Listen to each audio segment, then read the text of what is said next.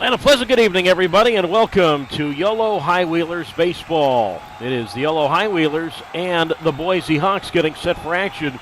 Game 2 of this 6-game series. Doug Greenwald with you here tonight. And again, a big one here this evening because these two teams so close to a playoff spot and so close to each other. The Yolo High Wheelers, of course, need to get to second place to get to the playoffs. And right now, just one game back of Boise entering play tonight. The records for these teams, second half records that is, Boise is at 23-14, Yolo at 22-15. If Yolo can win tonight, then they're right back to a first place tie, which technically would give them the head-to-head, but of course we still have, including tonight, 5 more games in this series. Meanwhile, the Oakland Ballers are the first place team. They have a 1-game lead over Boise and a 2-game lead over Yolo. Now, all 3 teams, Oakland, Boise, and Yolo, 3 teams fighting for 2 spots with 11 games left for all 3 ball clubs. So they said a lot going on in the next few weeks and next really week and a half, and it should be fun to see how it plays out. Pitching matchup tonight for the Yolo High Wheelers, a man who was the Pioneer League Pitcher of the Week. We'll talk more about that during the broadcast tonight. The right-hander Cameron Rapetti gets the baseball. 6 wins, 4 losses, and a 4.85 earned run average. And for Rapetti this year, this will be appearance number 18 and his 15th as a starter. Meanwhile, the Boise Hawks mentioned a big game. We got the pennant race going on right now, and Boise is going to start somebody who has never before appeared in a professional baseball game, and that's right-hander Ryan Wentz out of Cal State Northridge, CSUN, and just signed, and he will make his professional debut. All right, we are going to send it down now to the field for the playing of the national anthem.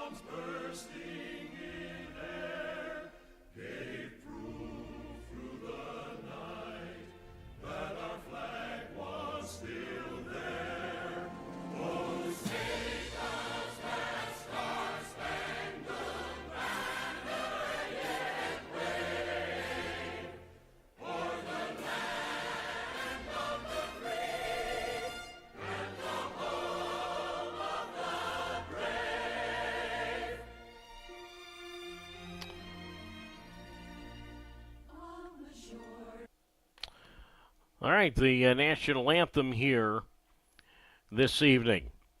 All right, let's take a look at the starting lineups first for the visiting Yolo High Wheelers and manager Billy Horton. Again, Yolo coming into tonight overall at 45-36 and 22 and 15 in the second half. 1 game back of Boise. Leading off and playing center field is Braylon Skinner. Batting second and playing at shortstop is Brayland Marine. Batting third and at third base, Braden Blackford. The cleanup batter is the first baseman, Jose Gonzalez. Bobby Leday, the designated hitter, and he bats fifth. Hitting sixth and playing in right field tonight is Tanner Smith. Batting seventh and in left field, David Glancy. Hitting eighth and playing second base, Kirkland Banks. And rounding out the lineup, starting for the second straight night, is the catcher in Edwin De La Cruz. So again, for the Yolo High Wheelers and manager Billy Horton. It's Skinner and, of course, Cameron Rapetti on the mound. The right-hander Rapetti is on the mound.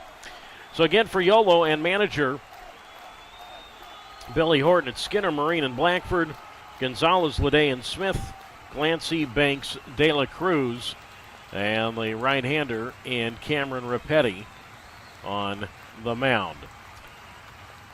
Well, the starting lineup for the Yolo High Wheelers. We'll get you the Boise lineup when they come up to bat. So we are just about set for action here this evening. Again, glad you can join us here on YouTube Live. And again, the Yolo High Wheelers and the Boise Hawks just about to get underway. And to mention the pitcher about to make his professional debut is the right-hander in Ryan Wentz, who just got out of CSUN, meaning Cal State Northridge, this season. All right, ready to go. And the first pitch of the ball game to Braylon Skinner is outside, ball one. 1 ball and no strikes the count, and we are underway at 7:07 Mountain Time as Wentz delivers and Skinner takes, and that's low and in, ball 2. And the count moves now to 2 balls and no strikes to the leadoff batter, and this one in Braylon Skinner comes in at 298, 7 homers, 43 RBIs. The next pitch, and that's outside, ball 3. So the count is now at 3 balls and no strikes, and the pitch, and that's a strike called on the inside corner. And that moves the count down to 3-1 from Wentz, who is out of the windup and the pitch. And Skinner swings, and he pops this one up foul left side, strike 2. And the count moves down to 3 balls and 2 strikes to Skinner, who was 2 for 4 last night with a double, 5 hits over his last 3 games. So far through 6 games, specifically against Boise, 6 for 24 against the Hawks. The 3-2, and that's driven foul down the left field line.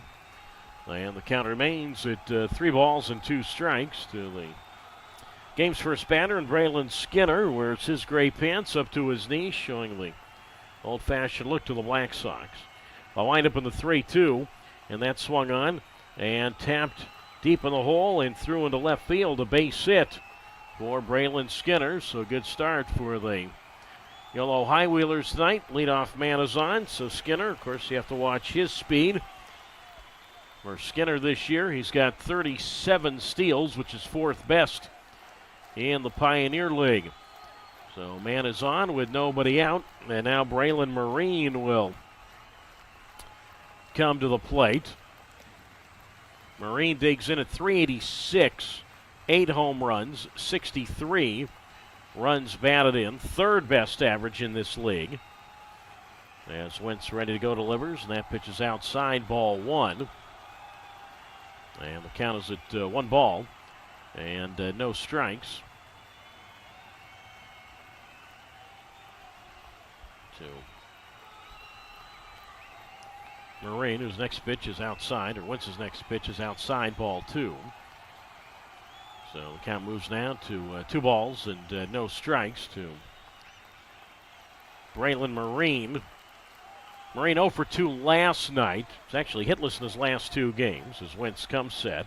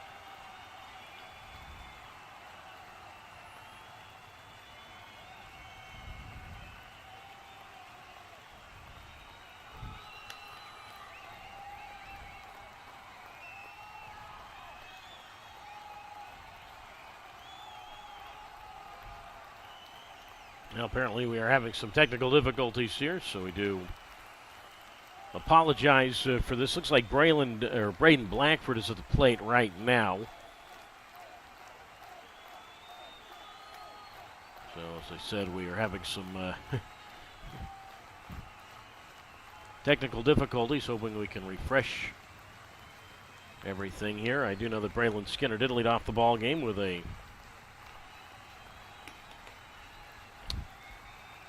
single to left. We will try and fix things as best we can here. And so we are not sure where the runners are right now. Now Jose Gonzalez comes up. And he takes high inside, ball one. And the count is a 1 ball and no strikes. Braden Blackford is at second base. My best guess is that he doubled. Apparently they are... apparently the scoreboard is not working here. And all right, now we're able to catch up a little bit. Braden Blackford doubled to right center field. So Jose Gonzalez is at the plate. We'll get you caught up in a moment with everything else as he takes in the dirt, and that ball skips away from the catcher, and Blackford will go on to third base. So after Braylon Skinner singled to left field, Braylon Marine struck out swinging, and then Skinner was thrown out trying to steal second. The catcher to the second baseman, 2-4 on the caught stealing. And then Blackford doubled to right center. So Blackford is at second base. Or Blackford is now at third after the wild pitch. And the pitch to Gonzalez. And that is grounded toward second base. Second baseman up with the ball, throws to first. And that is it. The second baseman there, and Tyler Jorgensen up with the ball, throws to the first baseman in Yonamine. And that is all. So the High Wheelers, who were shut out last night, waste a chance here. No runs, 2 hits, no errors, and a runner left. Let's go to the Boise lineup right now under manager Gary Van Tol. For Boise, again, second place, 1 game ahead of Yolo, and 1 game back of Oakland for second place in the last playoff spot. Boise overall 48-37 and 23-14 in the second half. So the Boise lineup looks like this. Leading off and playing center field is Michael O'Hara. Batting second and playing at first base is Micah Yonamine. In the third spot is the third baseman, Troy Viola. Batting cleanup and doing the catching. He has caught, or at least started every game, at least against Yolo so far within the last week and a half. Nick Klimp does the catching bats cleanup. Joey Califoot, he is the designated hitter, and he bats in the fifth spot. Batting sixth and playing at shortstop is Trevor Minder. In the eighth position and in left field, Max Young Goldberg. Batting eighth and playing right field is Noah Marcello.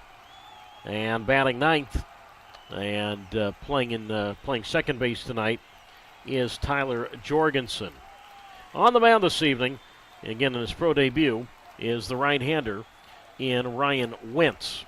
So again for Boise and manager Gary Van Tol, it's O'Hara, Yonamine, and Viola, Klimp, Califoot, and Minder, Young, Goldberg, Marcello, and Jorgensen with the right-hander Wentz on the mound. Michael O'Hara leads it off, and Cameron Rapetti's first pitch is taken for a strike on the inside corner. And the count is no balls and a strike, so it's O'Hara, Yonamine, and Viola. O'Hara 272 on the year. Check swing, foul ball, left side. And that's strike two. No balls and 2 strikes against the Yolo right-hander and Cameron Rapetti. O'Hara, 2 home runs, 23 runs batted. One of those home runs for O'Hara came last week in Davis. No score, bottom of the first inning. Yolo and Boise. As Repetti winds and the pitch, O'Hara swings, and it's one foul left side. Strike two. And the count is no balls and 2 strikes from Cameron Repetti. We mentioned the Pioneer League Pitcher of the Week, ending last week for his efforts specifically against Boise. Complete game shutout last week. As the 1-2 here, and that's tapped up along the grass, third base side, and not a thing anybody can do with it. Base hit, nothing the third baseman Blanford could do. Just a little tapper up along third, and it's an infield hit for O'Hara to open the bottom half of the first inning with a game no score. Yolo and Boise. But Repetti, complete game shutout August 22nd, allowed 3 hits. It was an 11-0 Yolo win. He walked 2, struck out 4. Coming off back-to-back complete games 2 starts ago. Had a complete game loss, an 8-inning complete game loss at Grand Junction, which he fell 2-0. Now it's Yonamine, and he flies this one toward right. And in the sun, moving to his left, it's the right fielder Tanner Smith who will be there to make the catch. And Yonamine is out. So 1 down. O'Hara back to first. No score. Yolo and Boise. O'Hara, by the way, 4 steals. He's been caught once. And now it's Viola who bats at .350. That's tops on the Hawks. 25 homers, tops on the Hawks. 88 runs batted in. So runner at first, O'Hara. No score, bottom of the first inning. And the pitch to Viola. And that hit him, got him in his left elbow. And now it's first and second with 1 out. 0-0, bottom of the first inning. Yolo and Boise. So just like that, 2 men on, and now it's Nick Klemp who comes up. Batting at .301, 4 home runs, and he has 34 runs batted in. So I mentioned Repetti, the Pioneer League Pitcher of the Week. First time this year, first time ever that any High-Wheeler has won that honor. Cameron is 6'4", 230 pounds. He's 23 years old, born in Irvine, grew up in that area, grew up in Cypress, part of Orange County, and went on to play at Cal State Fullerton. So O'Hara's at second, Viola's at first, 0-0. And the pitch to Klemp, and that is low and in, ball 1. And the count is a 1 ball and no strikes. Mitch and Klemp has started every game of now the 7 that these two played against each other. He has started all of them. As he swings here, ground ball, and that's going to get through into center field. A base hit. Rounding third is O'Hara, and he will come in to score standing up. Viola goes to second standing up, and Nick Klemp does it again. Another hit against the High-Wheelers. Well, no shutout tonight for Repetti as the center fielder Skinner gets the ball in towards second. And it's 1-0 Boise. So give Klemp a run batted in. That's his 35th. So just like that, 1-0 Hawks. And now it's Califoot who bats, and he takes a strike on the inside corner. And the count's no balls and a strike. 278 average for Califoot. No home runs, 17 RBIs. And the pitch on the way, and Califoot takes, and that's a strike on the inside corner. So 0-2 now. Tonight's home plate umpire is Elliot Sparks. As Califoot swings, and he bloops this one towards center, and that's going to get down for a base hit. Viola had to hold up in case that ball was caught, so he gets as far as third. Klemp to second, and Califoot a single. And now the bases are loaded. Already a run in for the Hawks. 1-0 Boise, bottom of the first. Bags full with 1 out, and now it's Minder who comes up. At .284, 1 home run, and he has 13 runs batted in. And Repetti in a whole lot of trouble here.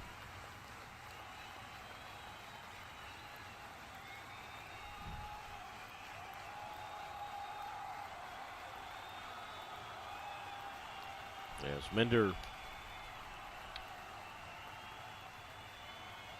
comes to the plate, a chance to do some first inning damage. Talking about Klimp, I'll talk more about him later, but he has been nothing but trouble against the High Wheelers. As the pitch on the way to Minder, and that swung on and popped up. The shortstop, Marine, right between the second and third base bag, right in the middle of the base path, makes the catch. So Minder pops up, infield fly rule into effect. So the runners hold, so break for the moment there. 1-0 in favor of Boise, bottom half of the first inning. Doug Greenwald with you on YouTube Live. So Minder pops out to shortstop. So 2 out. And now it's Max Young Goldberg who will come to the plate. As Cameron Repetti's first pitch is a strike called on the outside corner, 0-1. Young Goldberg now with the bases loaded, and Repetti right back, and Young Goldberg swings and fouls into the plate, strike one. 1 ball, 1 strike. Young Goldberg, 246. 1 home run, 22 runs batted in. And Repetti out of the windup deals, and the 1-1 is outside, ball 2. So 2 balls and a strike. 1-0 Boise, 2 out, bases loaded. You're in the bottom of the first inning, so I know we're only in the first, but obviously a big moment here for Repetti. So Viola's at third, Klimp is at second, and Califoot at first base. 1-0 Hawks, bottom half of the first inning, and the next pitch, and that's fouled to the backstop, strike 2.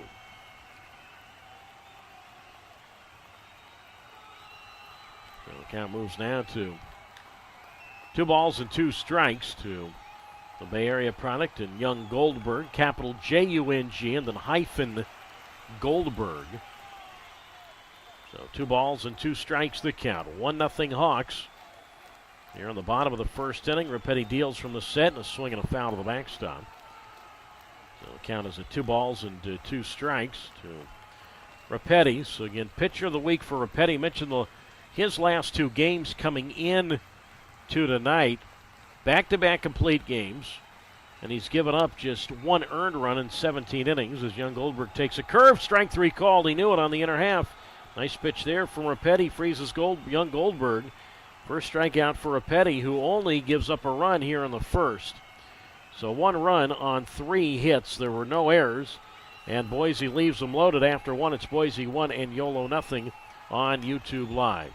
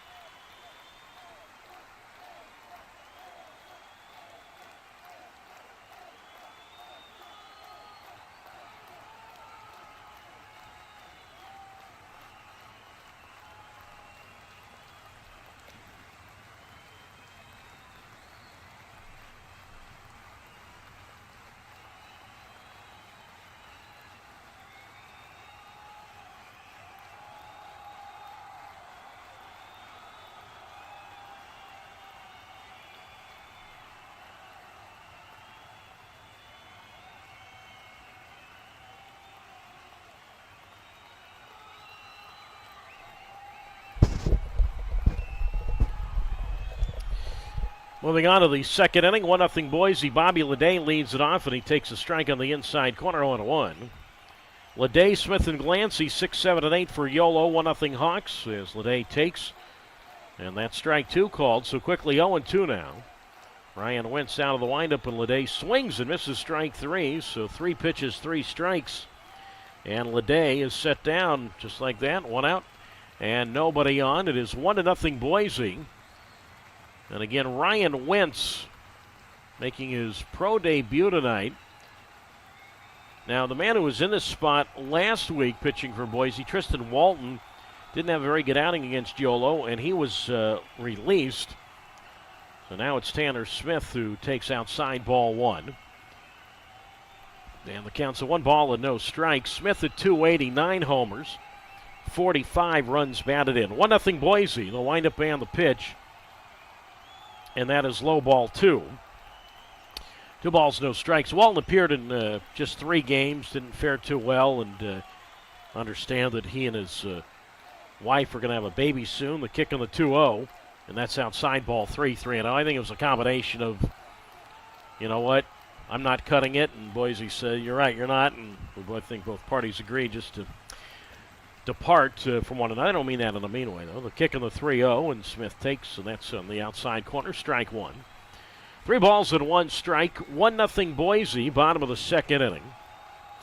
So Ryan Wentz side, and we'll see what the former Matador can do. The kick on the 3-1, and that's slapped on the ground to shortstop. To his left is Minder, and he will throw on to the first baseman in Yonamine, and that is the second out. So Minder, easy opportunity there, just a step to his left to make the play. So 2 away now in the top half of the second inning. It is 1-0 in favor of Boise. And now it's David Glancy who will come to the plate. He swings and he hits one toward third, and to his left. Viola up with the baseball, and he will throw across to Yonamine at first. And a very quick 1-2-3 inning retires the High Wheelers. So, as they say, good shutdown inning for Wentz, and that is all here in the third. So Yolo goes 1, 2, 3. By the way, Glancy coming into today, 303 in 24 Yolo games with 2 homers and 10 runs batted in. So Yolo out in the second. Yolo still has not scored in this series, 11 straight innings now without a run in Boise. We go to the bottom of the second. It is 1-0 Boise out in front over Yolo on YouTube Live.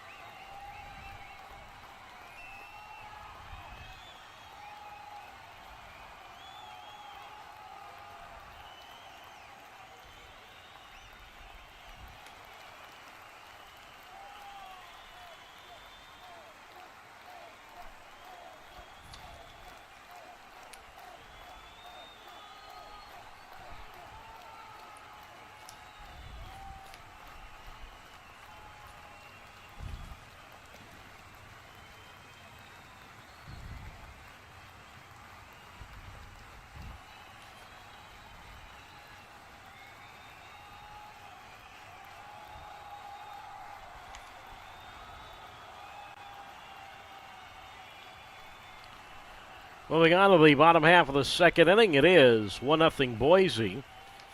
And Noah Marcello takes a strike from Camden Rapetti, 0-1 to the next pitch to Marcello. Breaking ball, strike 2 called on the outside corner. Counts at no balls and 2 strikes to the right fielder in Marcello, who we saw play mostly center field. 0-2, curve, swing and a miss, strike 3, pitch in the dirt. Catcher De La Cruz picks the ball up and throws to Gonzalez at first. And Marcelo is out. So strikeout, put out goes 2-3. And Marcelo is out. So quickly one away. Bottom half of the second inning. It is a 1-0 Boise advantage.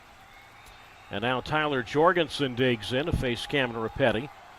And Jorgensen takes outside ball 1-0. 234 bats Jorgensen. Has 50 RBIs on the year. And he swings and he chops this ball to second. Easy play for Kirkland Banks. Up with the baseball. Throws to Gonzalez at first.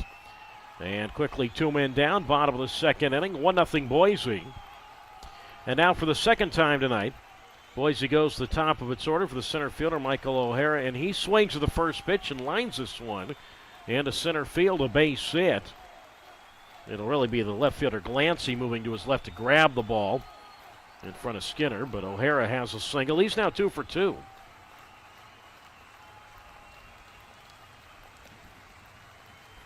Four hits now for Boise.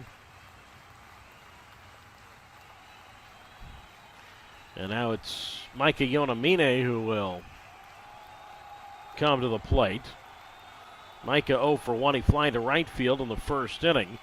It is 1-0 Boise in the bottom half of the second inning. Never really talked much about Yonamine, and what I mean by that is in terms of some of his stats. I mean, yeah, we've talked about the fact that he has, a team high in RBIs and up there in home runs as well for Yonamine, but in terms of some of the other accolades around the league, or at least among the league leaders for Yonamine, we'll get to in a moment. 1-0 Boise here in the bottom half of the second inning. And the first pitch to Yonamine from Cameron Repetti, and that's a strike called on the inside corner. And the count is at no balls and 1 strike. But Yonamine among the league leaders in base hits in the Pioneer League. Yonamine coming into tonight 123 hits for the Hawks. Mentioned 93 RBIs tops on the team. Next pitch taken high ball 1-1. And Repetti right back. Yonamine chops this one toward third. Charge, bare hand grab by the third baseman, and Blackford throws to Gonzalez at first. And Yonamine is out at first. I beg your pardon, they called him safe. I am sorry, they called him safe. That's an infield hit for Yonamine. Thought for a moment the first base umpire, Brandon Hastings, would put up his right fist, but apparently he deked me. No argument from anybody. So apologize for misleading you listeners there. That's a base hit for Yonamine, infield single. So O'Hara goes to second. Yonamine to first, and now it's Troy Viola. And you got to watch it here. 1-0 Boise, but Viola takes a strike on the inside corner, 0-1. And Repetti right back, and Viola big swing and a foul to the backstop. 1 ball and 1 strike to count. So it's first and second now with 2 out. And Viola, who was hit with a pitch in the first inning, very capable of making it a 4-run game. And Repetti very capable of getting Viola to make it out, which would keep it a 1-0 Boise advantage. Bottom of the second. As the 0-2 pitch on the way. And that runs inside. Viola really, like in self-defense, just fought the ball off and hits it up along third. Foul, strike 2. It stays strike 2. No balls and 2 strikes to count to the Bend, Oregon native and Troy Viola. The other reason you want to get Viola out is because you have Klimp on deck, and Klimp has been nothing but a hitting machine against the High Wheelers in this, not just this series, but the series last week. 0-2. Swing and a miss, strike 3. So Repetti made Viola climb the ladder there. And Troy strikes out swinging. Third strikeout for Repetti. No runs, 2 hits, no errors, and 2 left. We move to inning number 3 from Idaho tonight. It is 1-0 Boise out in front over Yolo on YouTube Live.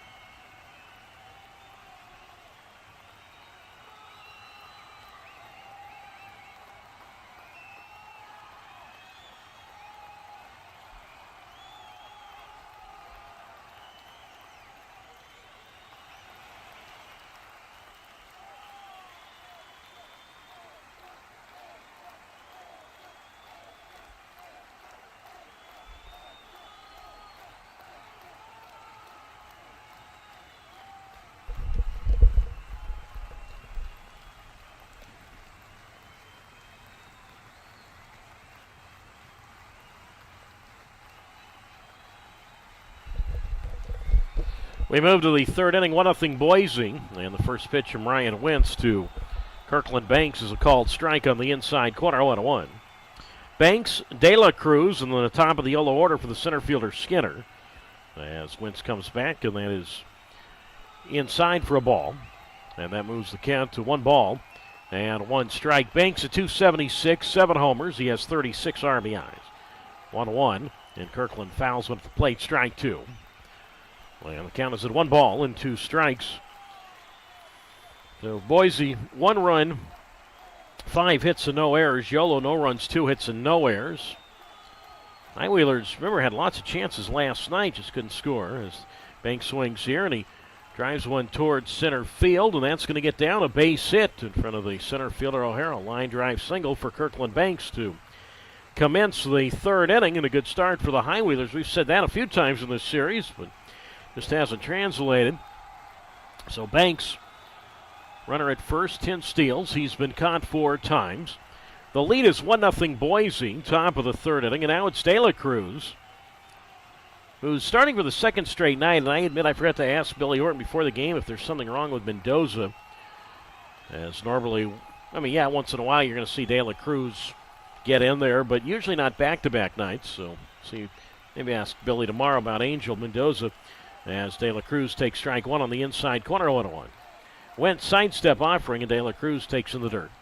Ball and a strike to the Arkansas Pine Bluff alum.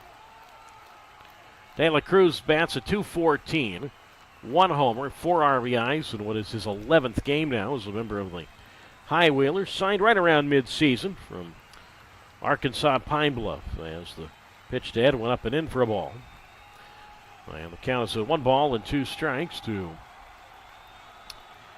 De La Cruz. Last night was 0 for 3 with a couple of strikeouts. Did have a sac bunt for the hitter of the year in the Southwestern Athletic Conference. Hit .409 to lead the SWAC for Arkansas Pine Bluff. The 0-2 pitch.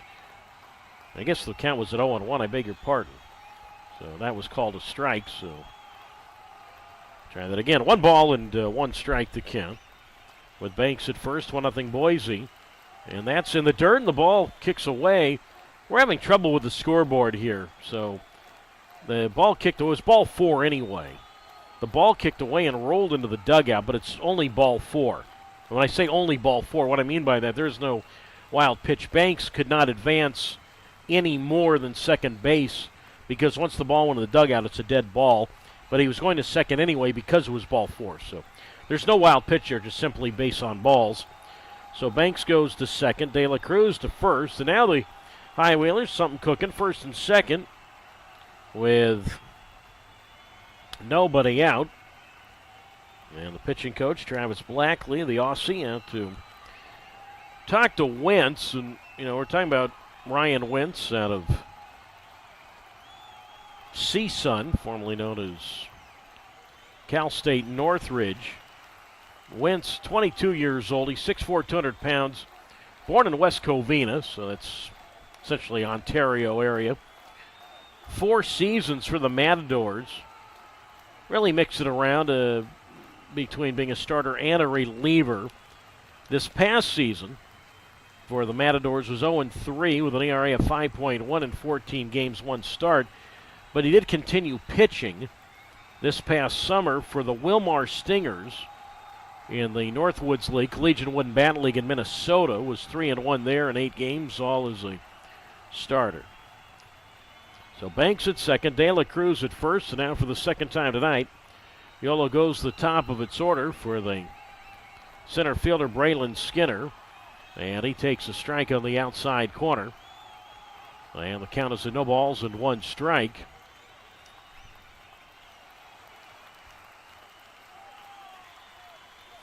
Skinner opened the game by single to left, and then he was caught stealing. So 0 and 1 strike to count, with a 1-0 Boise advantage here in the top half of the third inning. As Wentz from the belt, looks back at second base, and the right-hander delivers, and showing bunting through the pitch was Skinner. Throw back to second base, back safely with a dive is Banks, the shortstop Minder covering. Throw from the catcher Klemp. 1-0 Boise, top of the third inning. Yolo in the road gray uniforms tonight. Yolo in big black letters spelled across the front of the shirt. So gray shirts, gray pants. Boise in the home white uniforms tonight.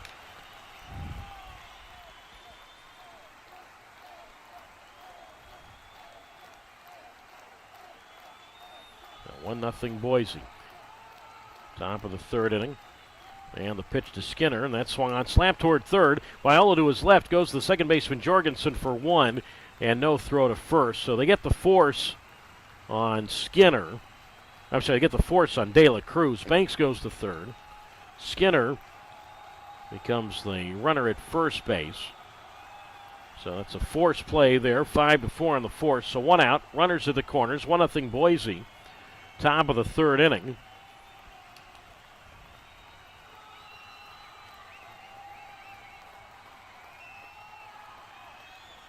And now a big moment for Braylon Marine, who will come to the plate, face Ryan Wentz. So 1-0 Boise, top half of the third inning.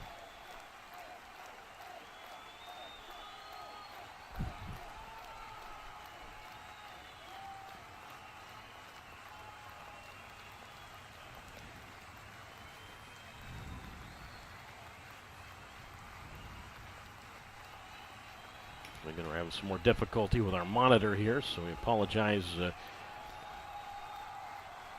for that. Cannot help it when the monitor freezes, folks. Unfortunately, that has been an issue here a little bit. So now Braylon Marine will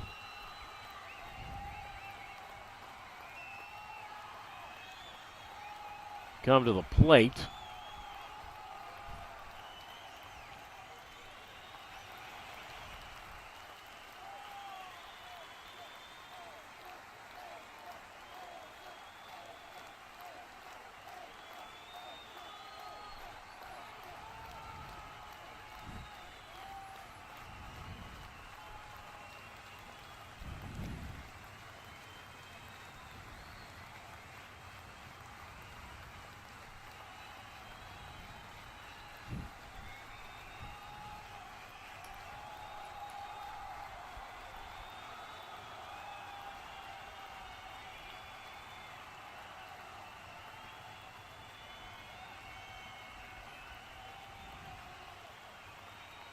All right, Braylon Marine is at the plate. We finally have our monitor back up and running. And the pitch from Ryan Wentz. And that's taken down the middle for a strike.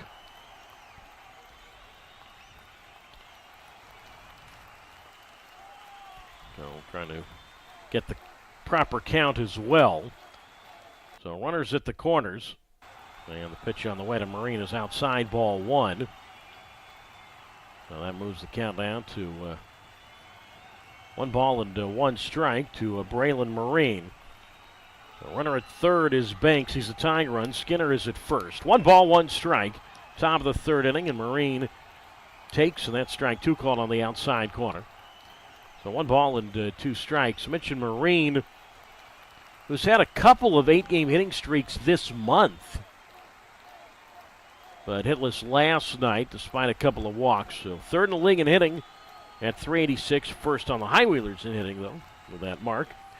Runners at the corners, and the pitch, and Marine, he slaps this ball toward third, and now coming home is Banks. He is hung up and eventually tagged out, trying to get a rundown long enough. He does allow Skinner to get to third base, Marine to second, but Banks is out. Contact play was on, and Banks is out 5-2 on the fielder's choice. The third baseman Viola to the catcher Klimp. Skinner gets as far as third, and Marine gets as far as second. So 5-2 on the fielder's choice. Marine now 0 for 2. So 2 out, 2 on, but as I said, 2 out. However, it's Blackford who doubled to right his first time. He's now reached base safely. Blackford has in 14 straight games, and he swings and he fouls one off left side, strike one. No balls and one strike. Well, you got to execute that well, and they did. So That's what happened, and a nice job there by the defense of Boise. As the next pitch to Blackford is outside for a ball. So that moves the count down to 1 ball and 1 strike. So runners at second and third.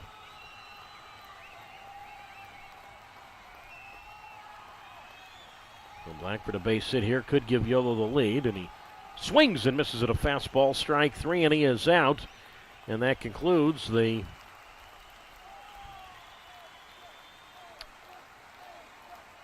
top half of the third. So no runs, 1 hit, no errors, and 2 left. Another chance wasted by the High Wheelers. We go on to the bottom of the third inning. It is still 1-0 Boise on YouTube Live.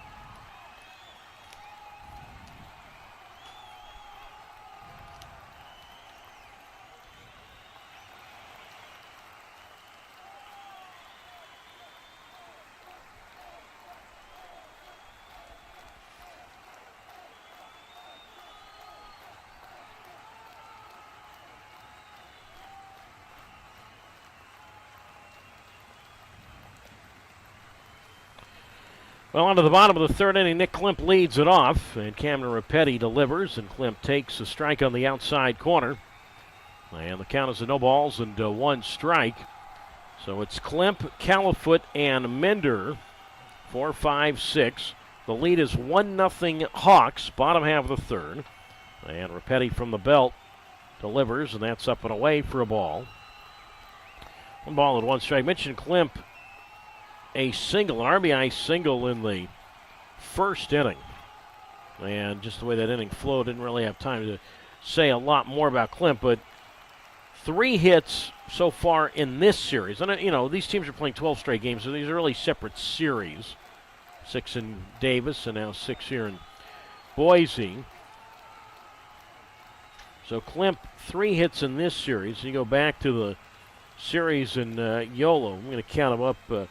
So 4, 6, 7, 10. He's got 13 hits now against Yolo over now the 7th game these teams have played each other consecutively. So 2 more hits tonight for Klimp. And you go into the series and you think, okay, you're worried about O'Hara, certainly Onamine and Viola, but Klimp has really been the best of the hitters. So 1-0 Boise. And now it's Califoot who bats. He singled his first time. As the pitch from Rapetti, a high fastball, swing and a miss. Strike 3. We are a little behind on things here, and I beg your pardon for that. Again, we are just having a lot of issues with the 5G here. And so Boise is out in the third inning. So no runs for the Hawks, and we'll try and get you caught up on, I don't know if the problem is out of Boise or where we are, but even the play-by-play is not functioning on the computer, so I'm trying my best to get that all to you. So we'll move on to the 4th inning tonight. It is Boise 1 and Yolo nothing on YouTube Live.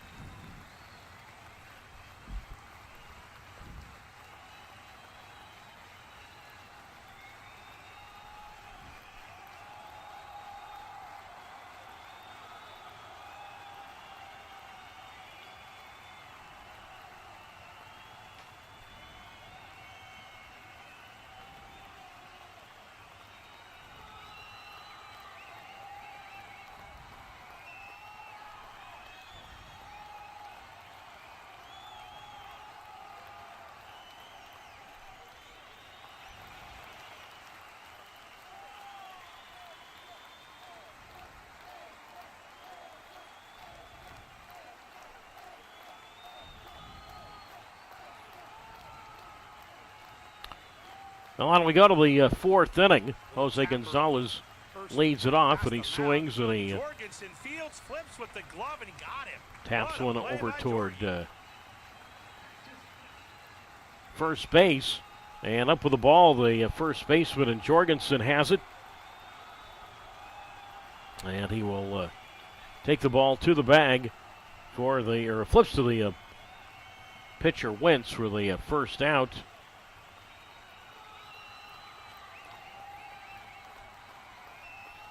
Catch you up on what happened in the bottom half of the third. Nick Klimp had the infield single. I told you about that. And then after that, Joey Califoot struck out swinging. That's the fourth strikeout for Rapetti. And then Klimp tried to steal second and was out. The catcher, De La Cruz, to the shortstop, Marine. So Klimp was out 2-6 on the count stealing. And then Minder struck out swinging, the fifth strikeout for Rapetti.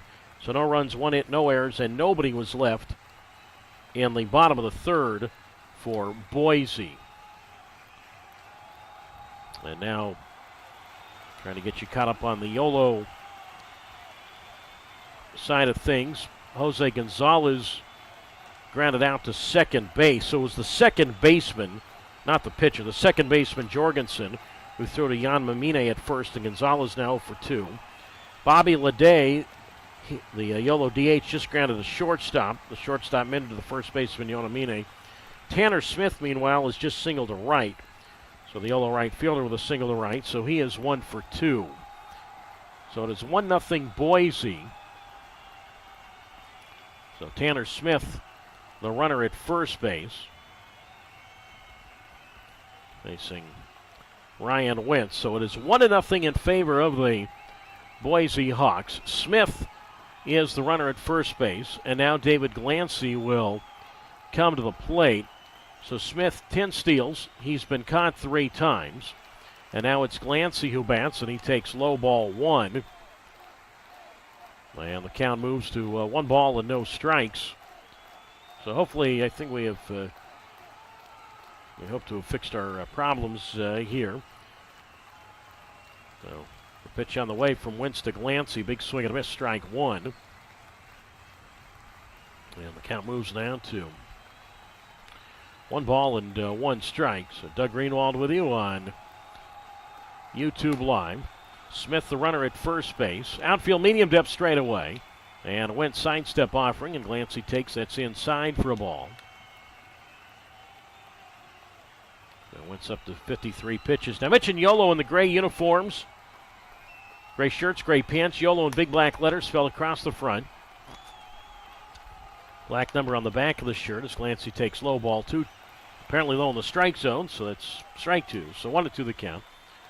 Boise in the home whites. Hawks spelled across the front in orange.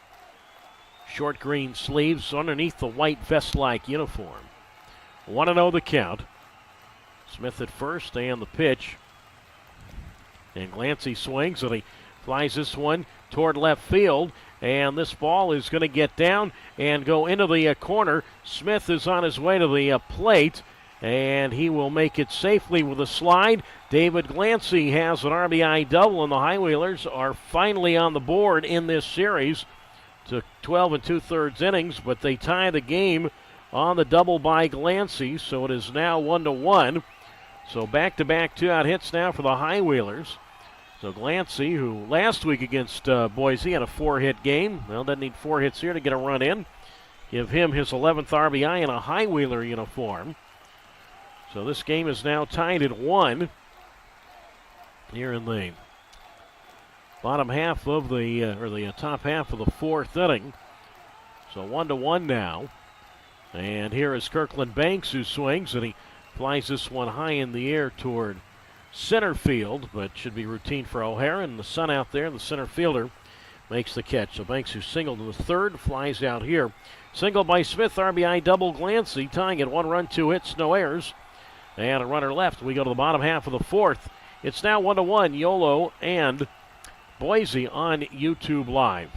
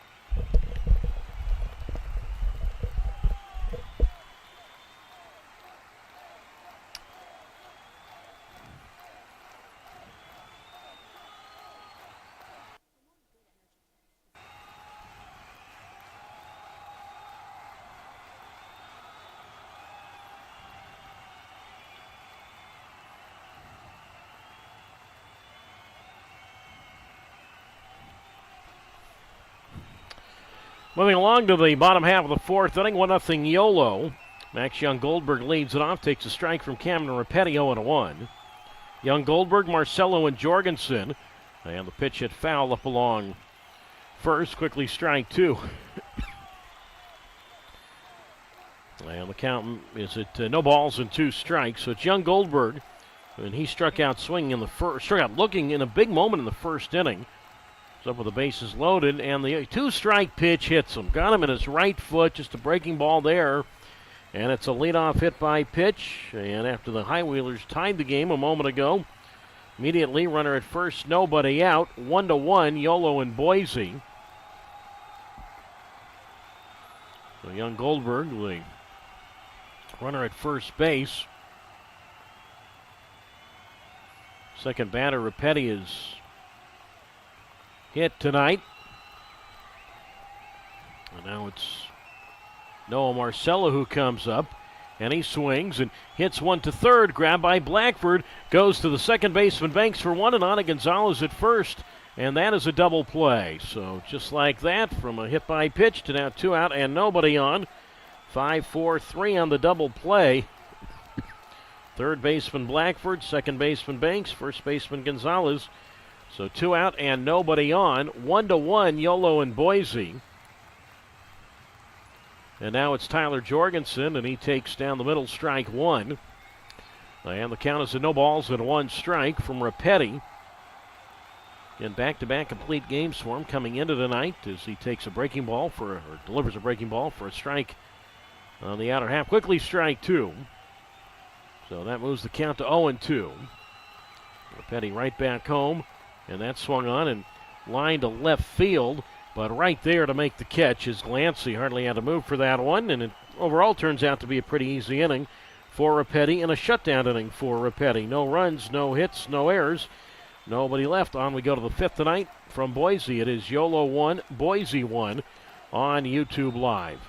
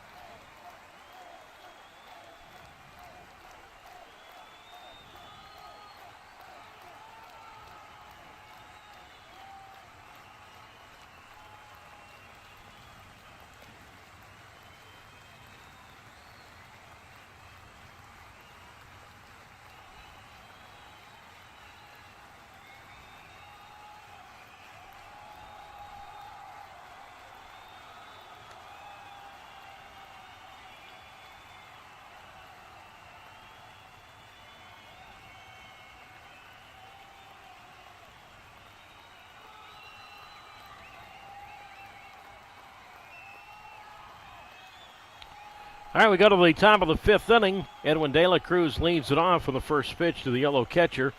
Swing and a miss, strike 1. And the count is no balls and a strike. So it's De La Cruz. Then the top of the order for the center fielder Skinner and Marine, 9-1-2. And the next pitch is outside for a ball. And the count is a 1 ball and 1 strike. So 1-1, Yolo and Boise here, top of the 5th inning. And the next pitch outside, ball 2. So the count's now at 2 balls and 1 strike from Ryan Wentz again in his debut as a professional.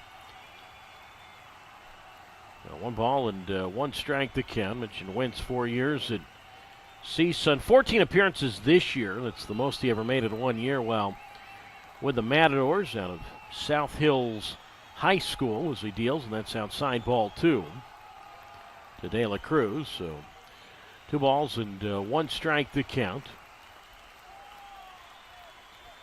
to Edwin De La Cruz in a 1-1 game.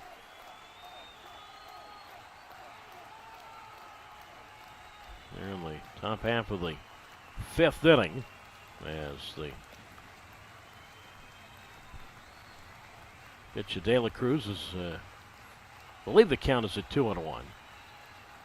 And he swings and misses at a fastball in the outer half. So apparently the count was at 2-2, so he is down on strikes. And for Wentz, that's his 4th strikeout. De La Cruz retired for the first time tonight. 1 down. And now for the 3rd time this evening, Yolo will go to the top of its order for the center fielder, Braylon Skinner. And he swings at the first pitch, and he grounds this ball towards second, but to his left is Jorgensen, and he will throw on to Yonamine at first. And out at first is Skinner. So Skinner hit that ball sharply, but you know what, folks? I actually misjudged that last play. That was the first baseman, Yonamine, who got to the ball and took it to the back. I thought, I'm looking at the second baseman, Jorgensen, moving to his left, and I miscalled that one. I take that back, folks. I'm sorry.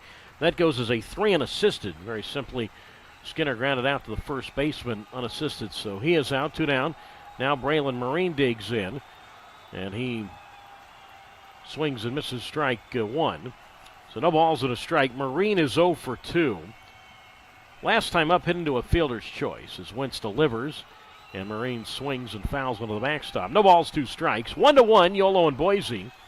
Top half of the 5th inning. Doug Greenwald with you on YouTube Live. So Marine, last time up, and that was a play that actually the pitcher got credit for an assist on that. The 0-2 is outside, ball 1. 1 ball and 2 strikes with the game equal at 1. Top of the 5th inning, Yolo and Boise. Marine hit into a fielder's choice that went 1-5-2. That was where Banks was hung up between third and home. 2-strike pitch to Marine, and he taps this ball towards second. In a few feet on the dirt is Jorgensen. Much better, clearly called by me here. Up with the baseball, throws to Yonamine at first, and Marine is out. So Marine hit into a 1-5-2 fielder's choice in the 3rd inning. It was the pitcher Wentz, the third baseman Viola, to the catcher Klimp, getting Banks out on that rundown. Yolo goes in order in the top of the 5th, halfway done.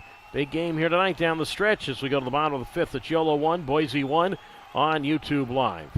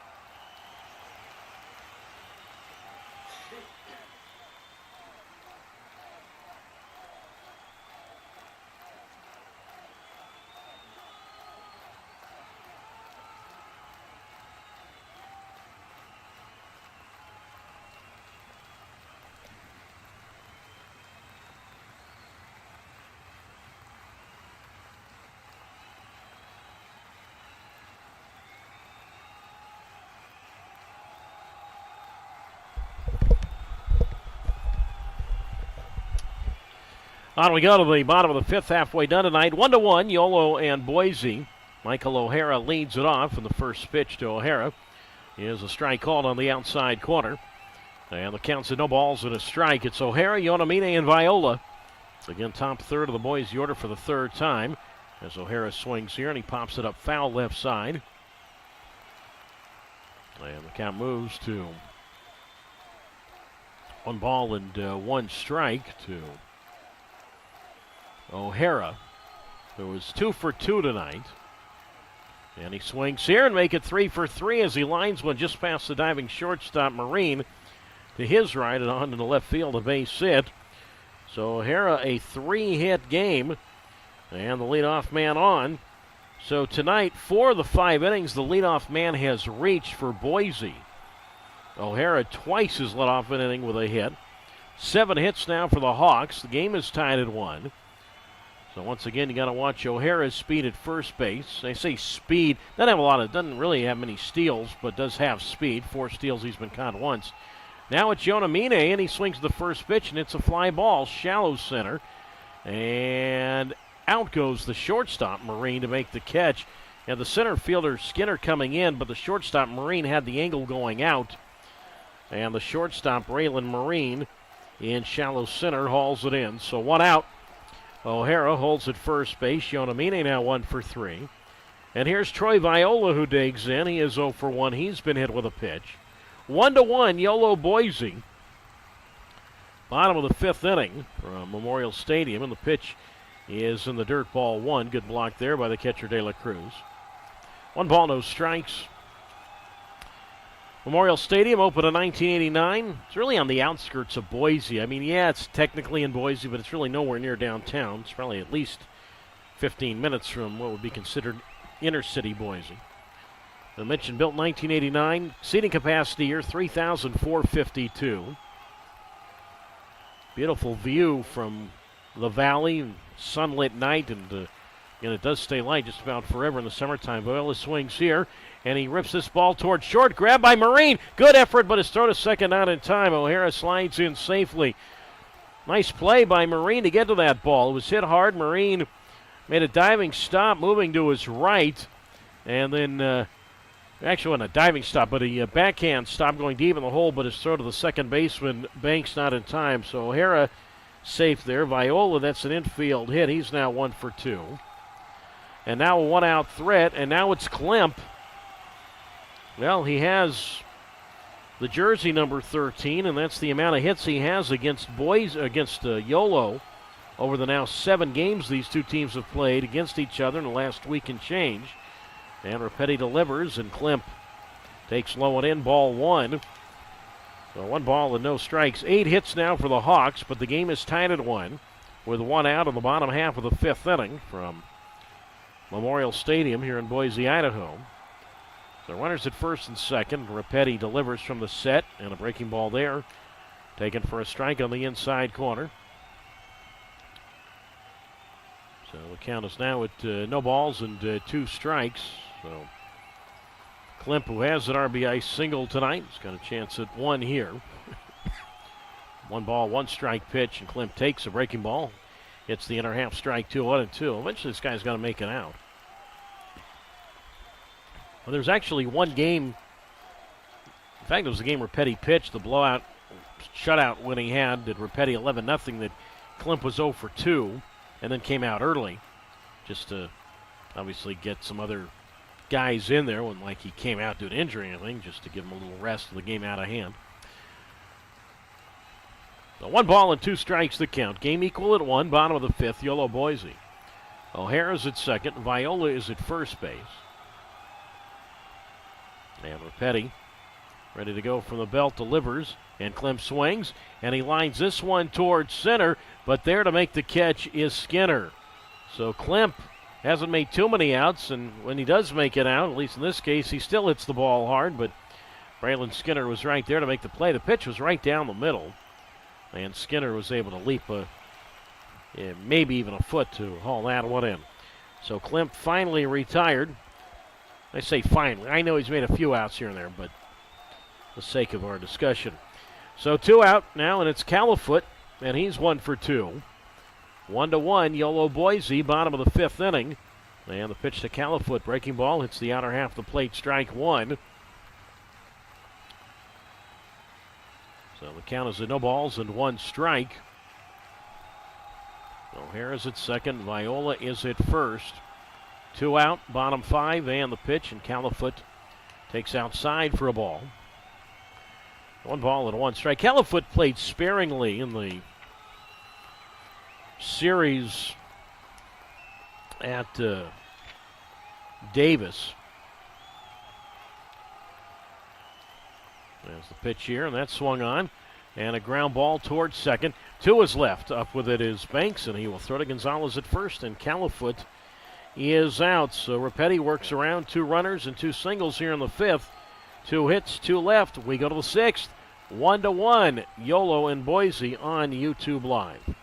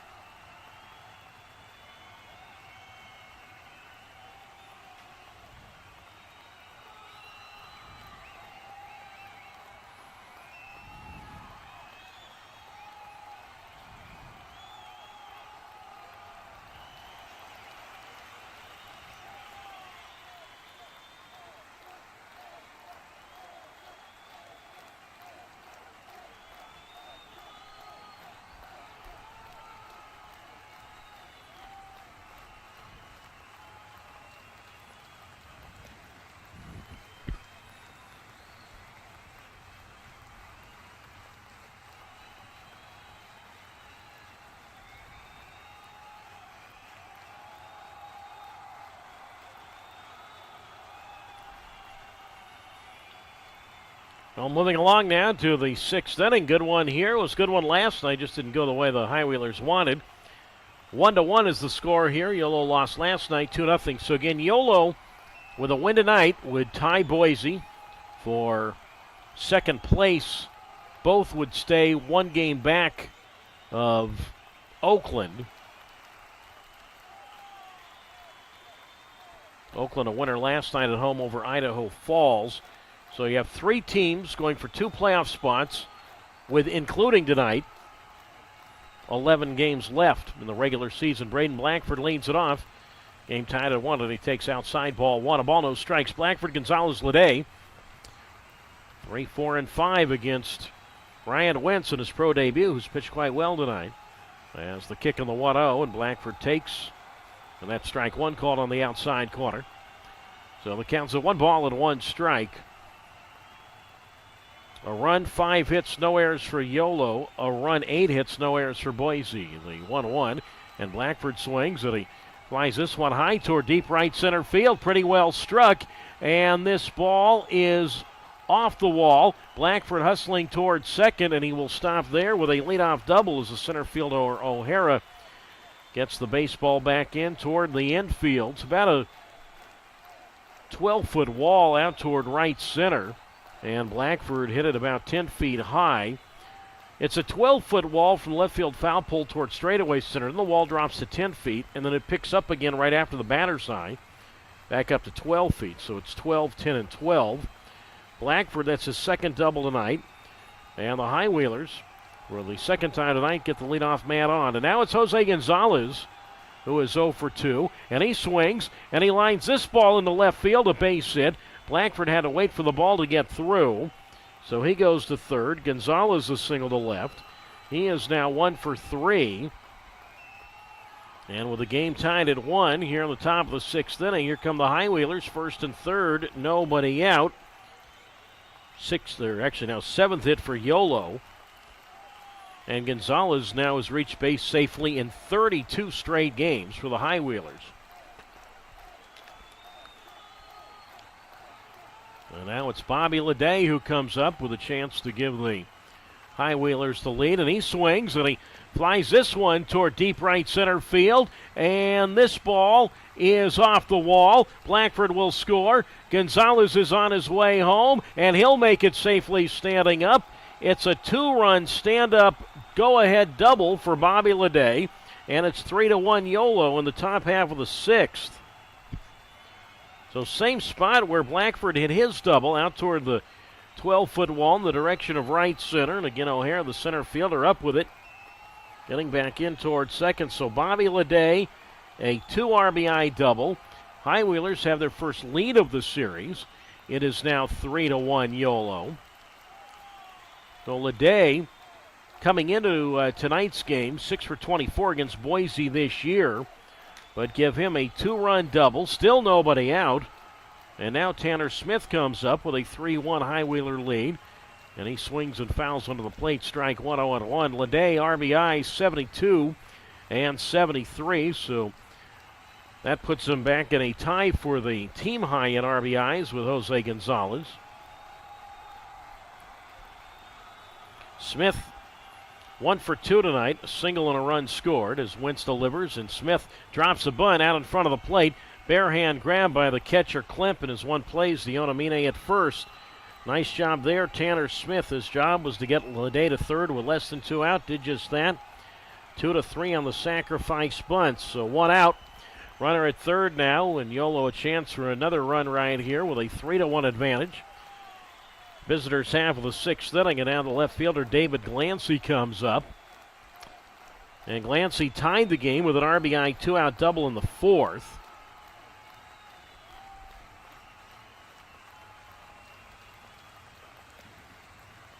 And we'll see what Boise decides to do right here.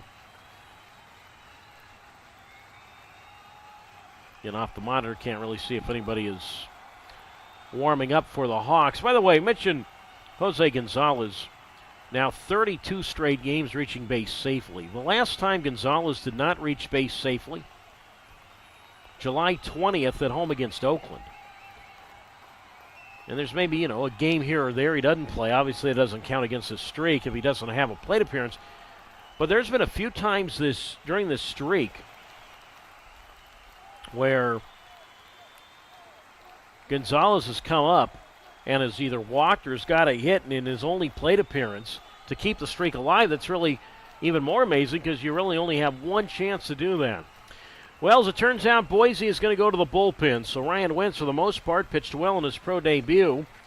But he will depart after 5 1/3 innings. And we will step out as well. So we will tell you about the new Boise pitcher when we get back with the score. It is Yolo 3 and Boise 1 here in the top half of the 6th inning. Back to tell you more about Evan Kowalski in a moment on YouTube Live.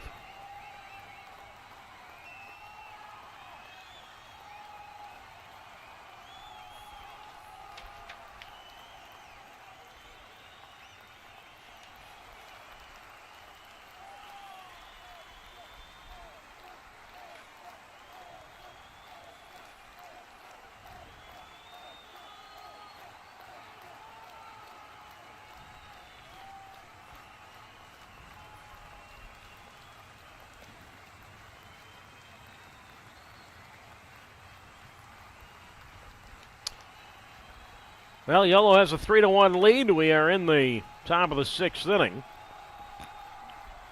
Runner at third with 1 out. And Evan Kowalski, who played his college baseball at Oral Roberts in Tulsa, comes on to do the pitching. For Kowalski, 32nd appearance, 2 wins, 1 loss, 5.4 earned run average.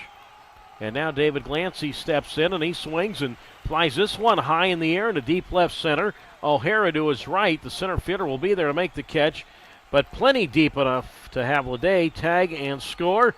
David Glancy does the job with a sacrifice fly to center. And Yolo makes it now 4-1 over Boise in the top of the 6th. So Glancy, give him his 2nd RBI tonight. And tip your cap there, no doubt, to Tanner Smith, who set that up with a sacrifice bunt, getting Leday over to third. So Smith should, if you could, almost split that RBI. Glancy, 12th RBI this year. So 4-1 now, High-Wheelers. And now it's Kirkland Banks who's 1 for 2. And he swings to the first pitch from Kowalski, and he pops it up foul, first base side and out of play. Strike 1, and the count's at no balls and 1 strike. So that closes the book on Ryan Wentz. 5 1/3 innings tonight, allowed 8 hits, 4 runs all earned. Walked 1, and he struck out 4. So Yolo 4, Boise 1.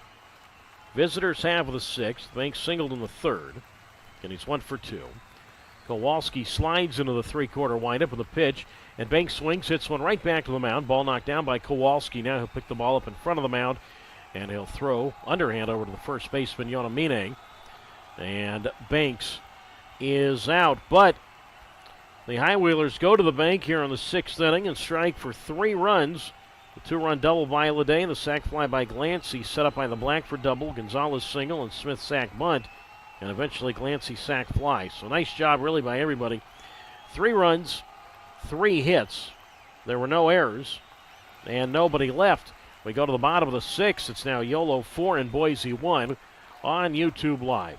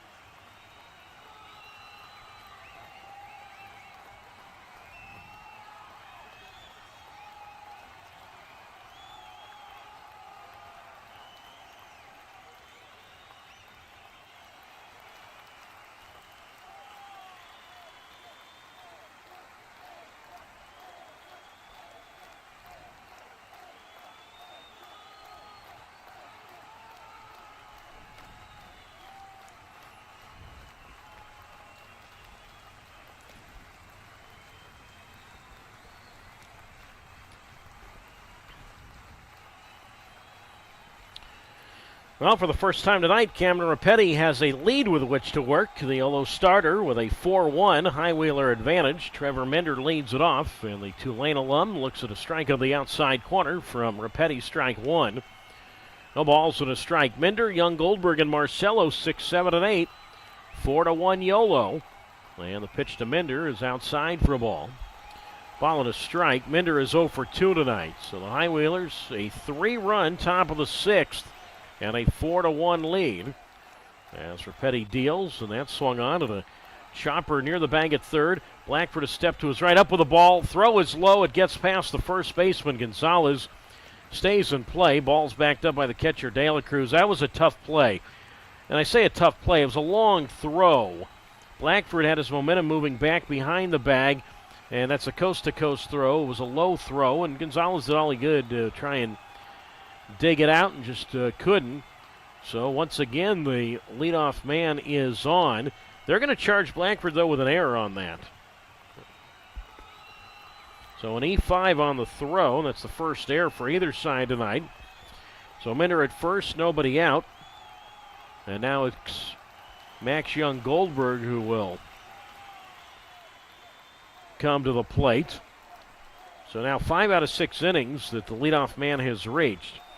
So Young Goldberg comes up. He is 0 for 1, and he swings and a ground ball toward first. Gonzalez steps on the bag for 1, throws to the shortstop, Marine, who tags out the sliding Mender. That's a double play.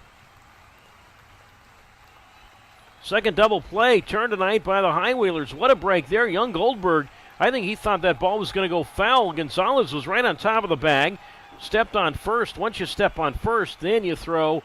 It becomes a tag play. There's no force anymore, but Marine, the shortstop, knew that. Mender slid into the tag.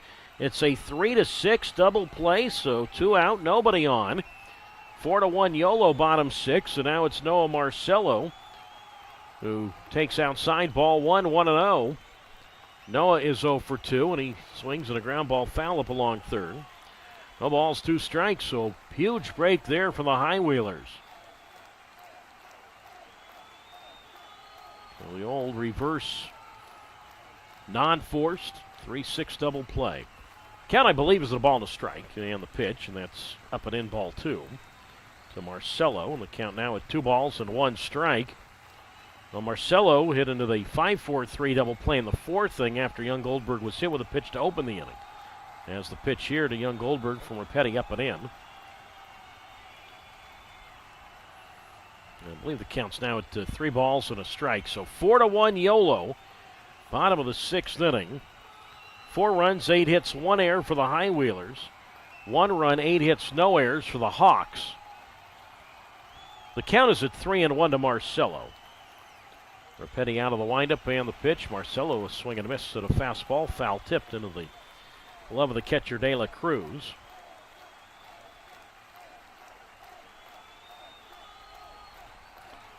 So 3 balls and 2 strikes. The kick and the payoff. Breaking ball, and that swung on and fly to right field, but Tanner Smith back a couple of steps is there to make the easy catch. And Repetti, a shutdown 6th inning. No runs, no hits, 1 error, no one left. We go to the 7th.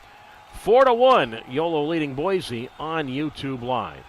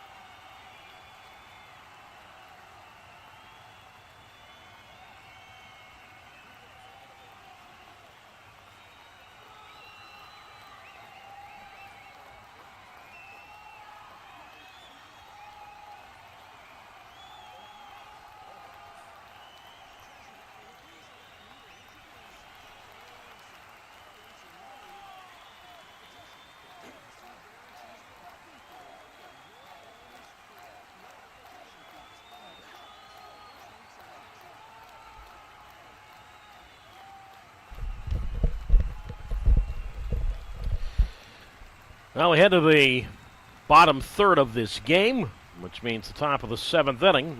They say bottom third. It sounds like you're going to the bottom of the 3rd inning. I guess I could rephrase it. The final third of this game. How about that? Top of the 7th we go. Yolo 4, Boise 1. Edwin De La Cruz leads it off, and Evan Kowalski's first pitch is a strike on the inside corner, 0-1. De La Cruz, then the top of the Yolo order for the center fielder Skinner and Marine as Kowalski 3-quarter windup. This is outside for a ball. Count is at 1-1, so 4-1 Yolo. Top of the 7th inning. 4-8-1 for the High Wheelers. 1-8-0 for the Hawks.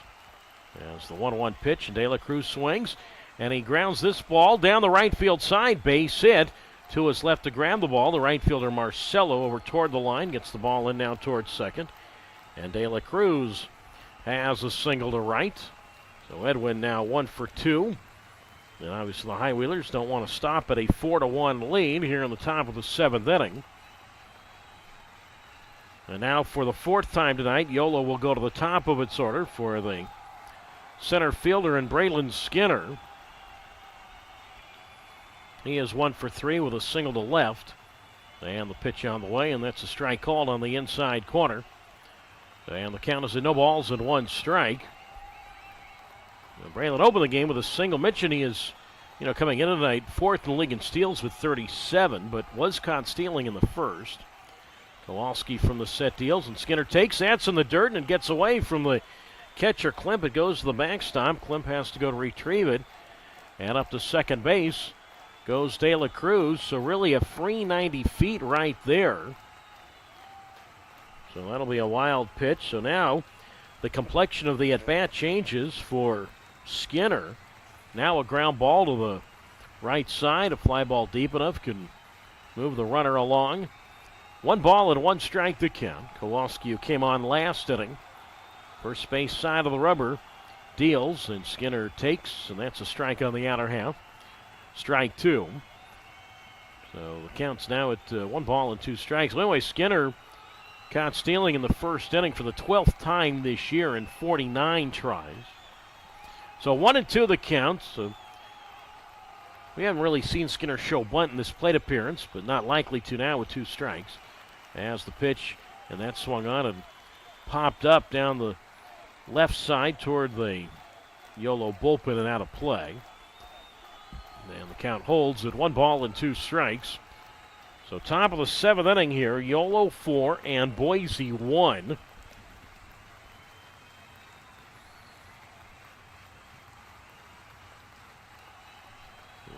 High Wheelers with a run of the 4th, 3 in the 6th. In all these games here in Boise, local time, and I define local time as Boise time, Mountain Time, 7:05, so 6:05 Pacific time starts. That includes Sunday. They play Sunday nights here. The kick on the 1-2, and that is swung on and sliced to third base, grabbed by Viola, and his throw after he looked De La Cruz back to second gets past the first baseman Yonamine. De La Cruz, he's on his way to the plate now, and the throw home, and he is out with a dive. It was the right fielder and Marcelo who backed that play up. The first baseman Yonamine lost his glove. The ball went down the right field side. Billy Horton never hesitated sending De La Cruz, but he was out. That's the bad news. The good news is Skinner is at third with only 1 out. So that's, in a way, a tough break there. Yeah, Yolo still leads the game 4-1. And that's maybe a play when you're up by 3 runs you try. Because you still have a runner at third, a speedy runner at third, and Skinner.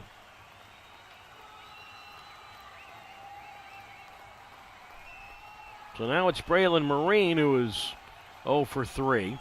So runner at third, infield in, and the pitch to Marine outside ball 1. I want to know, that actually was not Marcelo, the right fielder. You know, the ball went down the right field side. It was actually the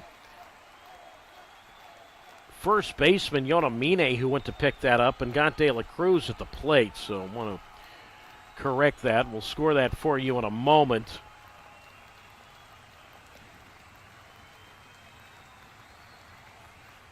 Marine, big moment here, and he takes low ball 1, 1-1. Charge of throwing error to the third baseman, Viola, E5. That moved, well, Skinner went all the way from, as the batter runner, all the way from home to third. De La Cruz goes to third on the E5. He is out of the plate, though, 3-2.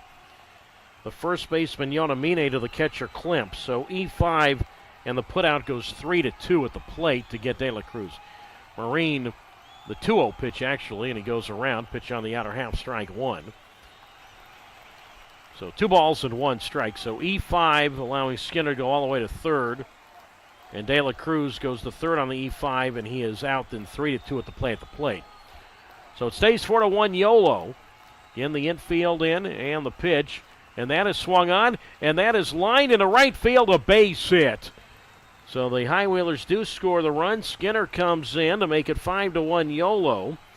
And give Marine his first hit of this series. Give him an RBI. So 5-1 now, High Wheelers.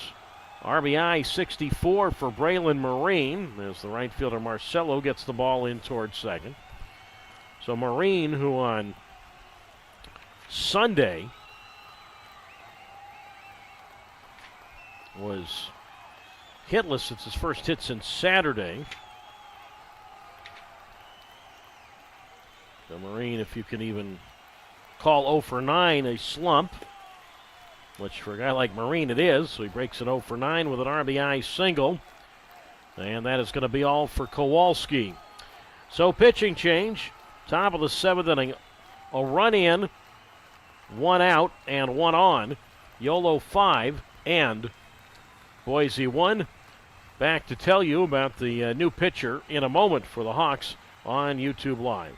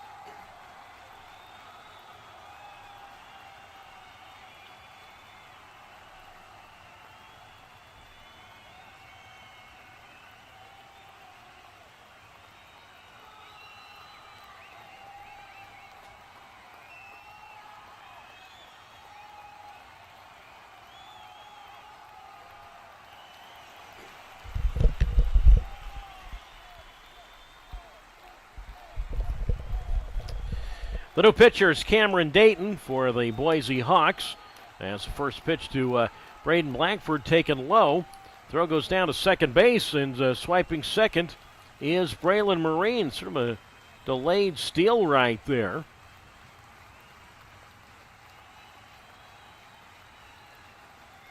And Marine steals second base. Really took off late.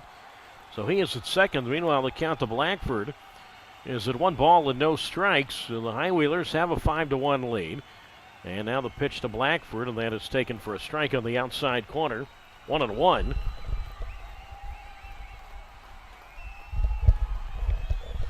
So 1 ball and 1 strike to count. 5-1 Yolo. The High Wheelers, remember, shut out last night. Were shut out through the first 3 innings tonight, but after 12 innings, finally cracked the safe and cracked the lead. Dayton, who we saw in Davis last week, and the pitch to Blackford outside for a ball.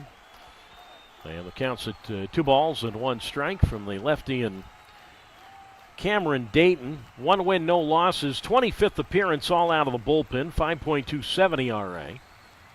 Has a couple of saves. Blackford 2 for 3. 2 doubles and a run scored. Marine at second. And the pitch. And that's taken for a strike on the outer half. And that's strike 2.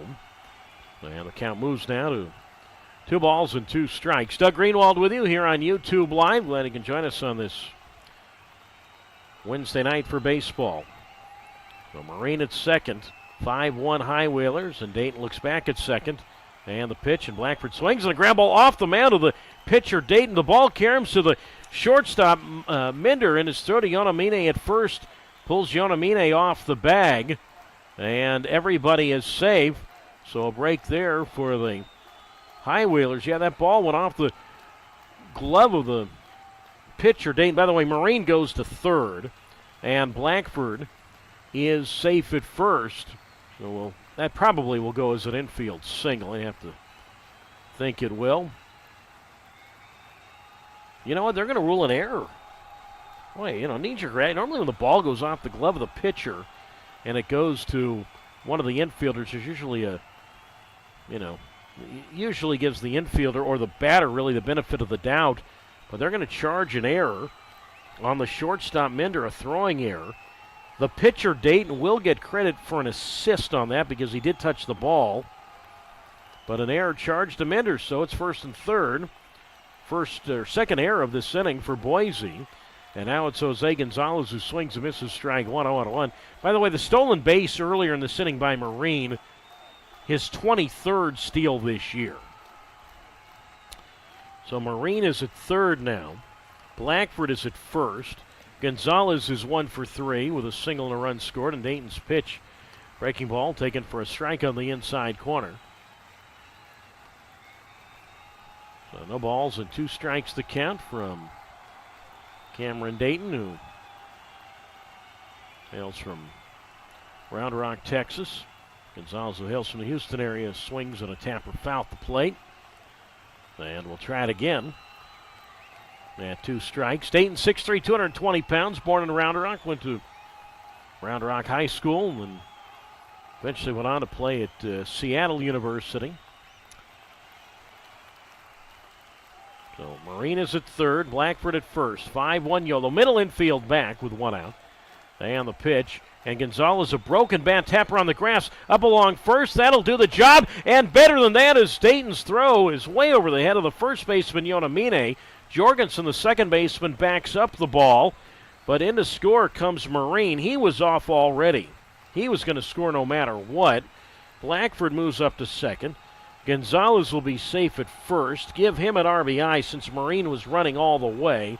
I'd have to think that will be an error on Dayton. Regardless, another run is home for the High Wheelers. It's now 6-1 Yolo. Here in the top half of the 7th. And indeed, that will be a throwing error, and rightly so on Dayton. That's now the 3rd error of this inning for Boise, and 3rd of the game. So Blackford is second. Gonzalez is at first. 6-1 now Yolo. And the first pitch to Bobby Leday is in the dirt, and that kicks away from the catcher Klemp.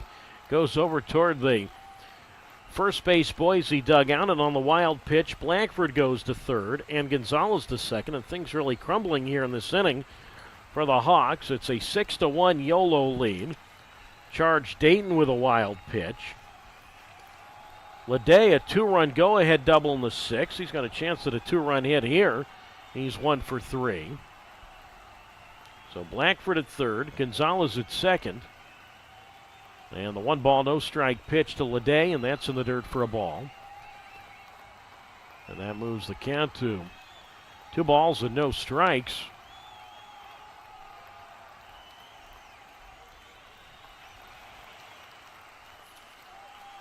The High-Wheelers a 6-1 lead now in the top half of the 7th inning. As Dayton again from the belt. Kicks and the 2-0. And Leday is swing and miss at a breaking ball, strike 1. Well, that moves the count to 2 balls and 1 strike.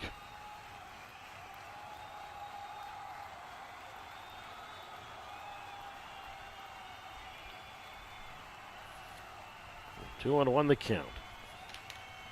6-1 Yolo. And the pitch to Leday, swing and a miss, pitch in the dirt. And that is strike 2. So 2 balls and 2 strikes with Tanner Smith on deck.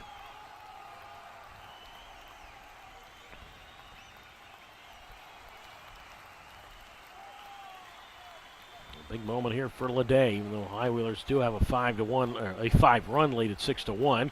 But he swings and misses at a fastball, strike 3. And Leday in the get-together of Texans is out. So Dayton strikeout there, and that is his first strikeout. And now Tanner Smith will come up. So a chance for a 2-out hit here for Tanner, who is 1 for 2. A play that I think really looked unnoticed when the overall scheme of things right now is that sacrifice bunt by Smith to move Leday to third with 1 out in the 6th inning. That set up the sac fly by Gansey as the pitch to Smith, high ball 1, 1-0. High-Wheelers had just taken a 3-1 lead, but that sac bunt by Smith obviously allowed then for an even bigger lead. Runners at second and third, 6-1 Yolo. Visitors have the 7th as Dayton from the belt kicks and deals, and Smith takes. And that's a strike on the inner half. Smith would like that challenge. I think that's the first challenge we've seen from either team tonight.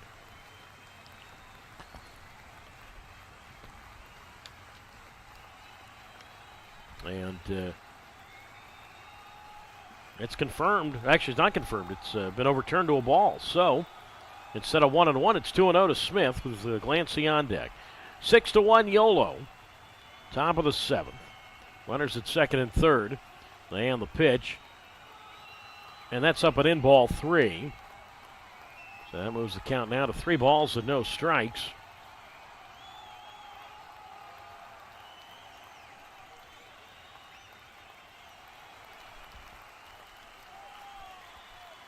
So 3-0 the count. 6-1 High-Wheelers. High leg kick by Dayton, and Smith takes that's a strike on the outer half. And the count moves now to 3 balls and a strike. Doug Greenwald with you here on YouTube Live. Same time tomorrow, same time for the rest of this series through Sunday. We'll start the feed at 6 o'clock local time, 6 o'clock Pacific time, that is. Runners at second and third, and the 3-1, and that's outside ball 4. So Smith walks and loads him up now for David Glancy. 6-1 Yolo, top half of the 7th. The High-Wheelers have it at least out of range where a grand slam could tie the game. Old expression in baseball, always like to take it out of grand slam range. So now it's Glancy who bats with the bags full and 2 out. And the pitch to David is outside ball 1.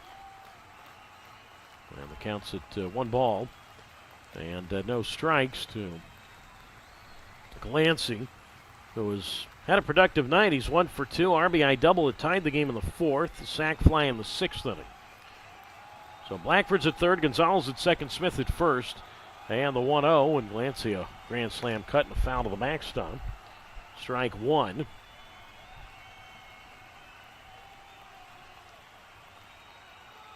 So it counts it a ball and a strike with Banks on deck.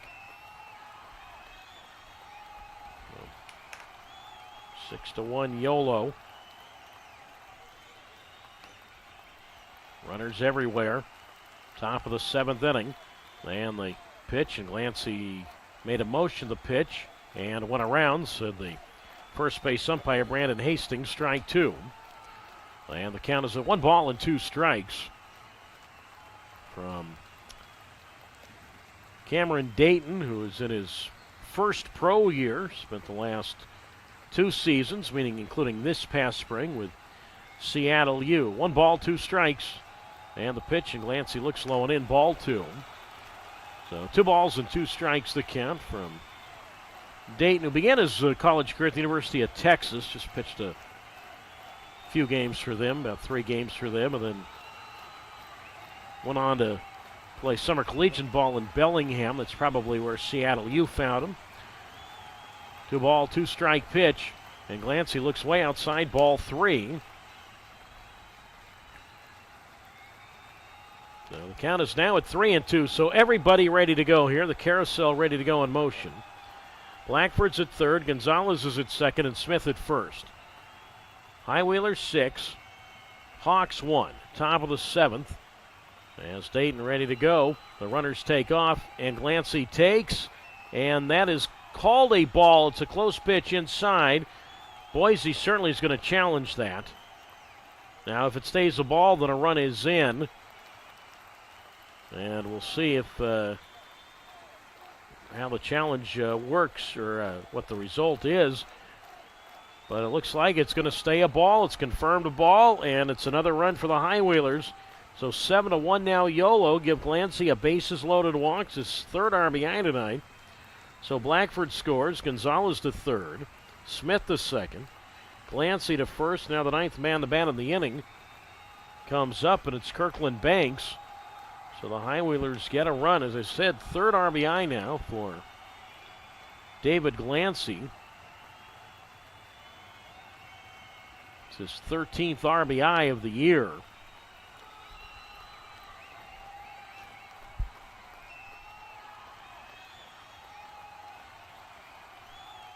And now it's Banks who will come to the plate. So 7-1 Yolo. The Highwheelers have added 3 more runs in this 7th inning.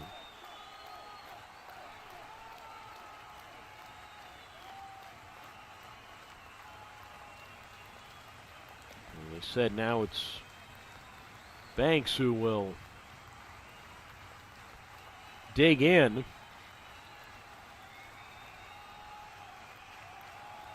And the first pitch to Kirkland is a called strike on the outside corner, 0-1. Evan Kowalski tonight for Boise. 1 inning, 2 hits, 2 runs, both unearned. No walks, no strikeouts, and a wild pitch.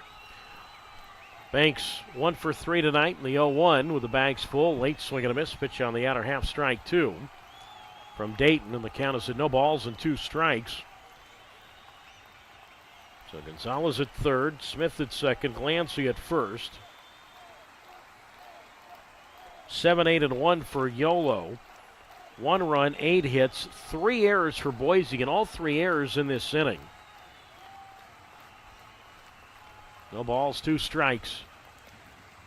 And the pitch to Banks, and he swings and flies one deep down the left field line toward the corner, and that ball is foul.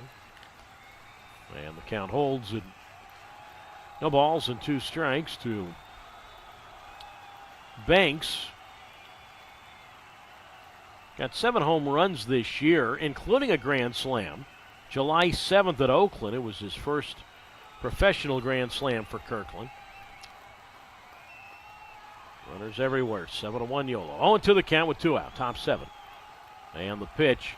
And Banks swings and misses strike 3. Pitch on the outer half. Chase that one.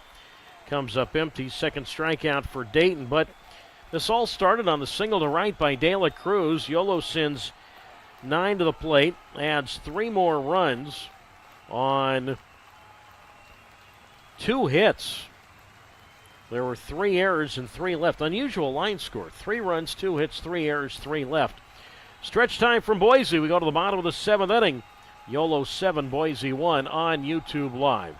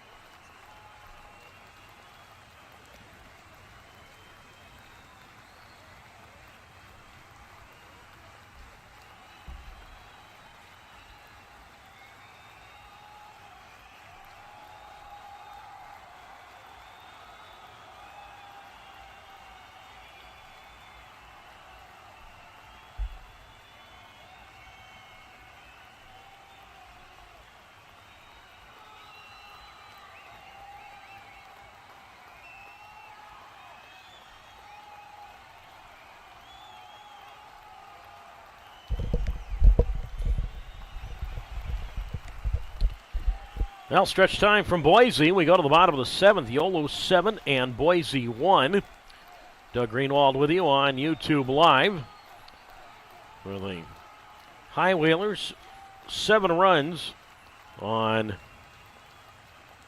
10 hits and 1 error. Boise, 1 run, 8 hits and 3 errors. Tyler Jorgensen leads it off. And the first pitch on the way from Cameron Rapetti, taken for a strike on the outside corner, 0-1. So it's Jorgensen and the top of the Boise order for the center fielder O'Hara and then Yonamine. As the 0-1 pitch, strike 2 called on the outside corner, 0-2. So Rapetti gave up the 1 run in the first, but all zeros for him after that, despite Boise having a lot of base runners tonight, but there have been a few double plays. The 0-2 pitch, low ball, 1-2. Boise has stranded 7 tonight. And Rapetti is yet to have a perfect inning tonight, but bottom line is you look up and he's only allowed a run. So now Rapetti this year against Boise, 15 innings he's worked against the Hawks, has only given up 1 run. A 1-2, and Jorgensen swings. Ground ball, second base. Sees the opportunity for Banks, who gloves the ball, and he'll throw to Gonzalez at first. And Jorgensen is out. He's hitless in 3 tries. Twice he's grounded to his counterpart. At second, 1 down. And now for the 4th time tonight, Boise will go to the top of its order for the center fielder. And Michael O'Hara, he is 3 for 3. 3 singles, and he has scored the only Hawks run.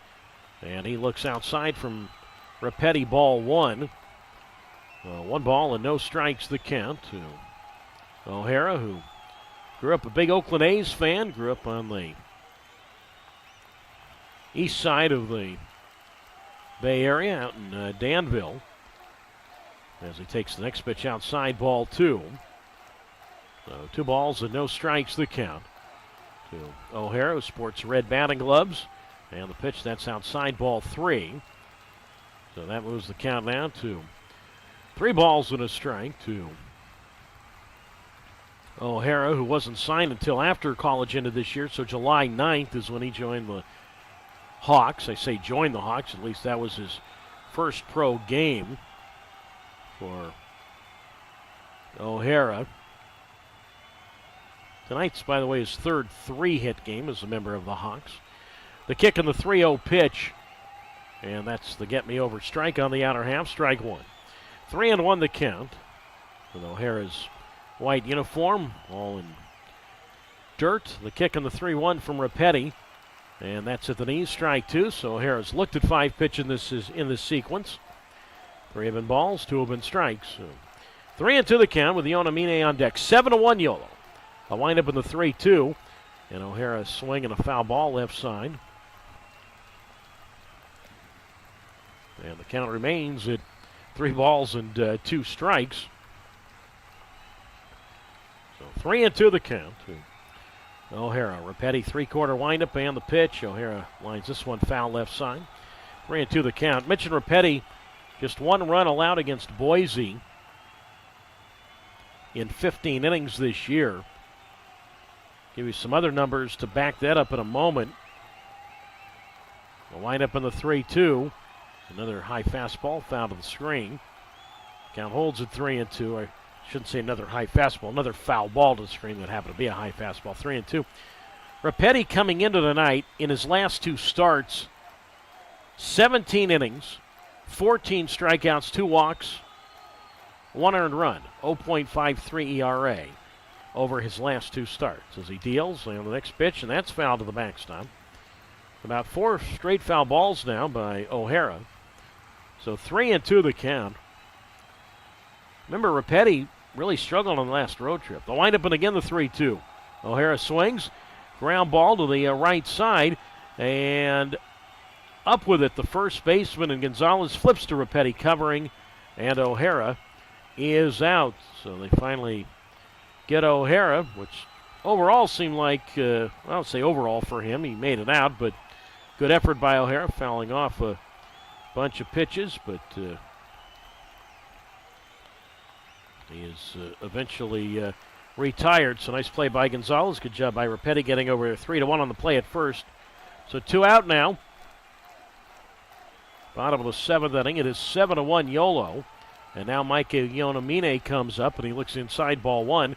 1-0. But again, the reigning pitcher of the week for the Pioneer League, Cameron Repetti, and he's been pitching like it tonight in this big game as the pitch taken for a strike on the outside corner. So 1 ball and 1 strike. Yonamine is 1 for 3 with an infield hit. Outfield fairly deep straight away. The windup and the pitch. And that's low ball 2, 2-1. So this is just the time you like to see the guys like Yonamine and Viola up. 2 out. And with the Boise club down by 6 runs. Yolo 7, Boise 1. Again, if Yolo can hold on to this lead, then they'll go back into a tie for the second best wild card, or the second place playoff spot in the Pioneer League. As the 2-1 fouled off left side by Yonamine. Strike 2, 2-2. In other words, they'll be tied with Boise, and both those teams will again be tied for second for the final playoff spot. 2-2 pitch. Yonamine flies this one toward right center. Long run for Tanner Smith, and this ball is off the wall.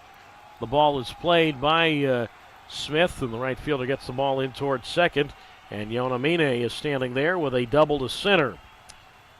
So that is where Yonamine is. He's 2 for 4 now. And for Boise, that is the 9th hit allowed by Repetti, but a 7-1 lead. Most hits allowed by Repetti this year is 10. Did that across the state. June 25th in Idaho Falls, a game that ended with a Idaho Falls knockout round win. So now it's Troy Viola, an infield single last time. He's 1 for 2. He's been hit with a pitch. Yolo 7 and Boise 1. Home half of the 7th inning. Outfield fairly deep straight away, and Viola takes, and that's at the knees for a strike. And the count is a no balls and 1 strike to Viola. First baseman Gonzalez well off the bag and off the line. Almost pretty much shaded toward the second, where the second baseman would stand. The 0-1 pitch, and Viola a big swing and a foul to the backstop, strike 2. And the count to Troy is a no balls and 2 strikes from Repetti, who made his last college stop, his graduate year, playing NAIA baseball at Georgia Gwinnett College. 12-1 last year there for him, after 3 years at Cal State Fullerton. The kick in the 0-2, and Viola swings and hits one foul up along third. No balls and 2 strikes.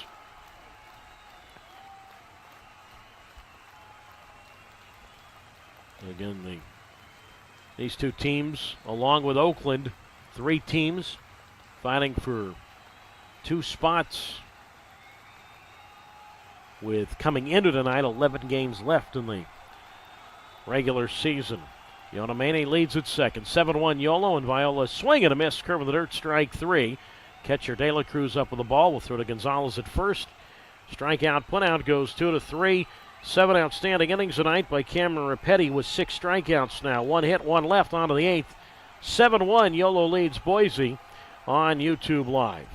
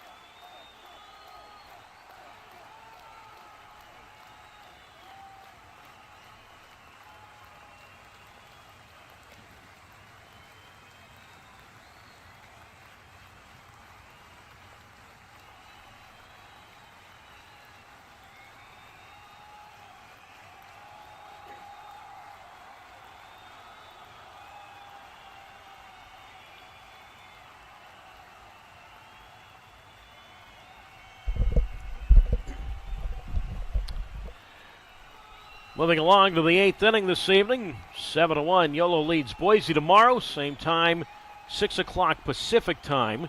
We will start the feed. For Yolo, right-hander Brandon McPherson. And for Boise, right-hander Mike Peterson. Pitching matchup tomorrow. Edwin De La Cruz leads it off with the first pitch from Cameron Dayton is outside, ball 1.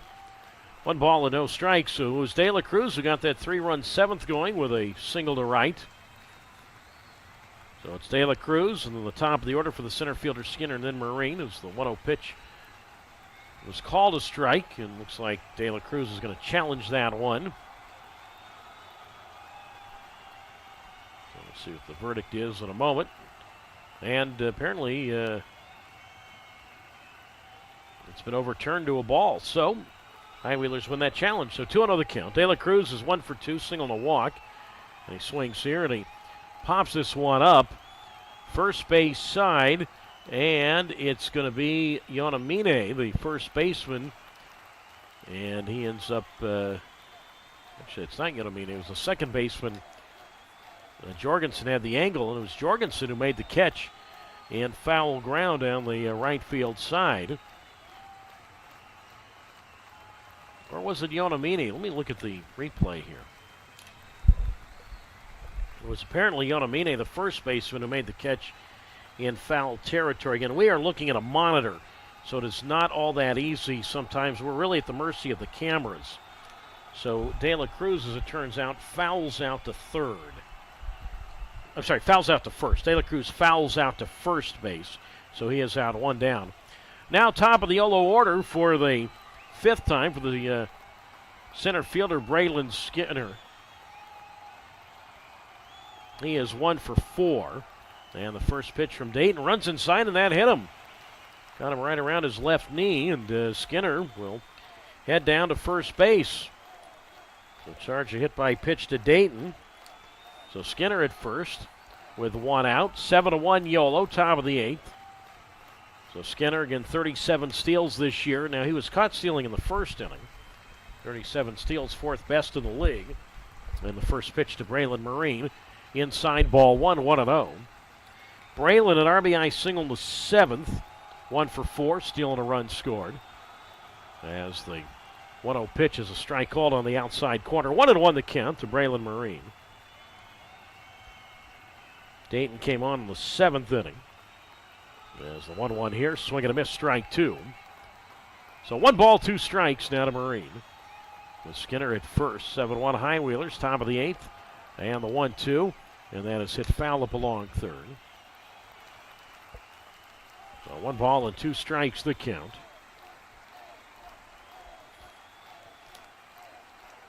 Dayton with 2 strikeouts so far. As Braden Blackford waits on deck. So 1-2 the count to Marine. As Dayton deals and Marine takes. Now the pitch was called a ball. Boise's going to challenge that. And it's been overturned to a strike, so Marine is down on strikes. Trackman says strike 3. So 2 out. Top of the 8th inning. 7-1 Yolo. Now Braden Blackford, who's been a part of a couple of rallies tonight. He comes up. 2 for 4. A couple of doubles. Couple of runs scored. Tell you what, Blackford, I haven't really gone inside the numbers on Blackford, but he certainly has hit well against Boise in these set of games. Last week against Boise, the games that were in Davis, he was 9 for 16 with 8 RBIs in that set. It's a .563 clip. As the first pitch from Dayton to Blackford. And that is called a strike on the inside corner. 0-1 the count. Blackford now against the Hawks, including tonight, is 11 for 23 against Boise. The 0-1 here, and that's taking the knee. Strike 2. Now Blackford would like that challenge. Yeah, 11 for 23, hitting .478 against Boise. So Blackford would like that one challenged, but looks like that will stay a strike. So the count's at 0-2. Skinner at first with 1 out. Yolo 7, Boise 1. Dayton again from the belt, looks over at first. And the 0-2 to Blackford. And he swings on the hit and run, and he drives one toward left. And that is going to be caught by Young Goldberg. A line drive to left, but Young Goldberg right there to make the catch. So Blackford hit it hard, but lines out to left field. No runs, no hits, no errors. A runner left. We go to the bottom of the 8th inning. Yolo 7, Boise 1 on YouTube Live.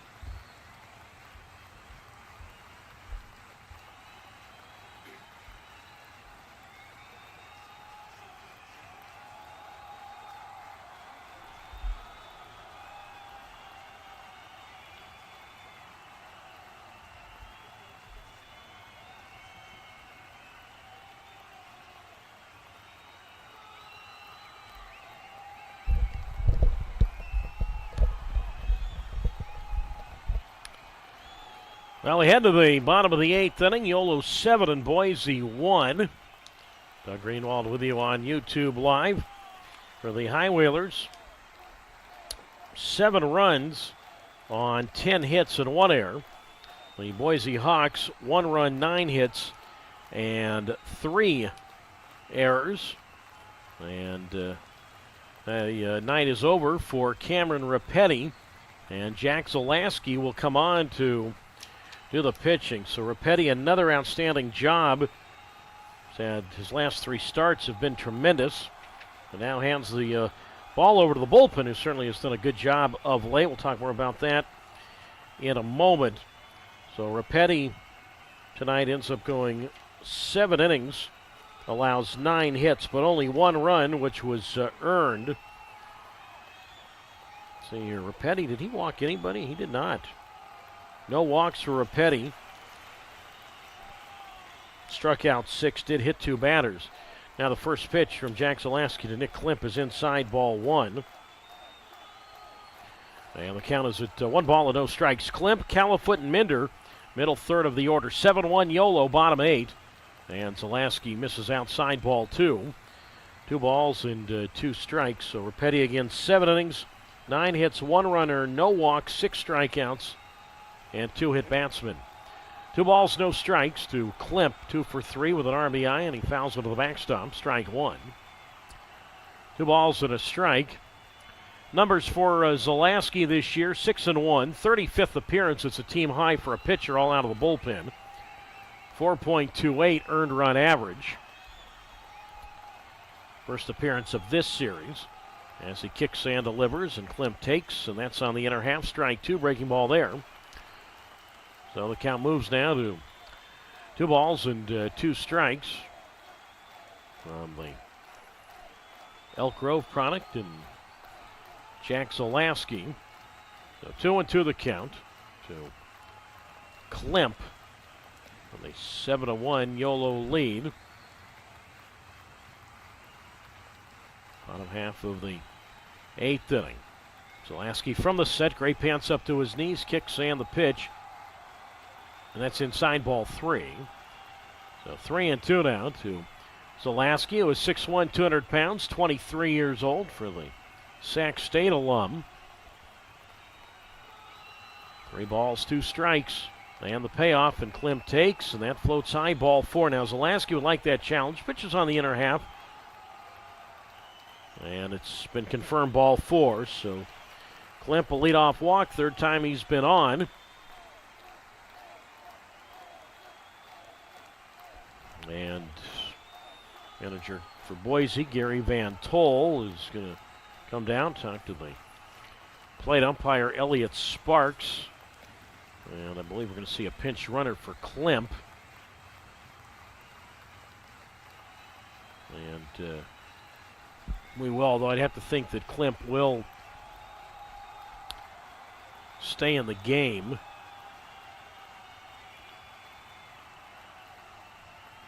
So Klimp walks, and DJ Poteet, who we saw briefly in the series in Davis. Poteet just off the injured list, or he'd been for the last almost 6 weeks. He will pinch run at first base for Klimp.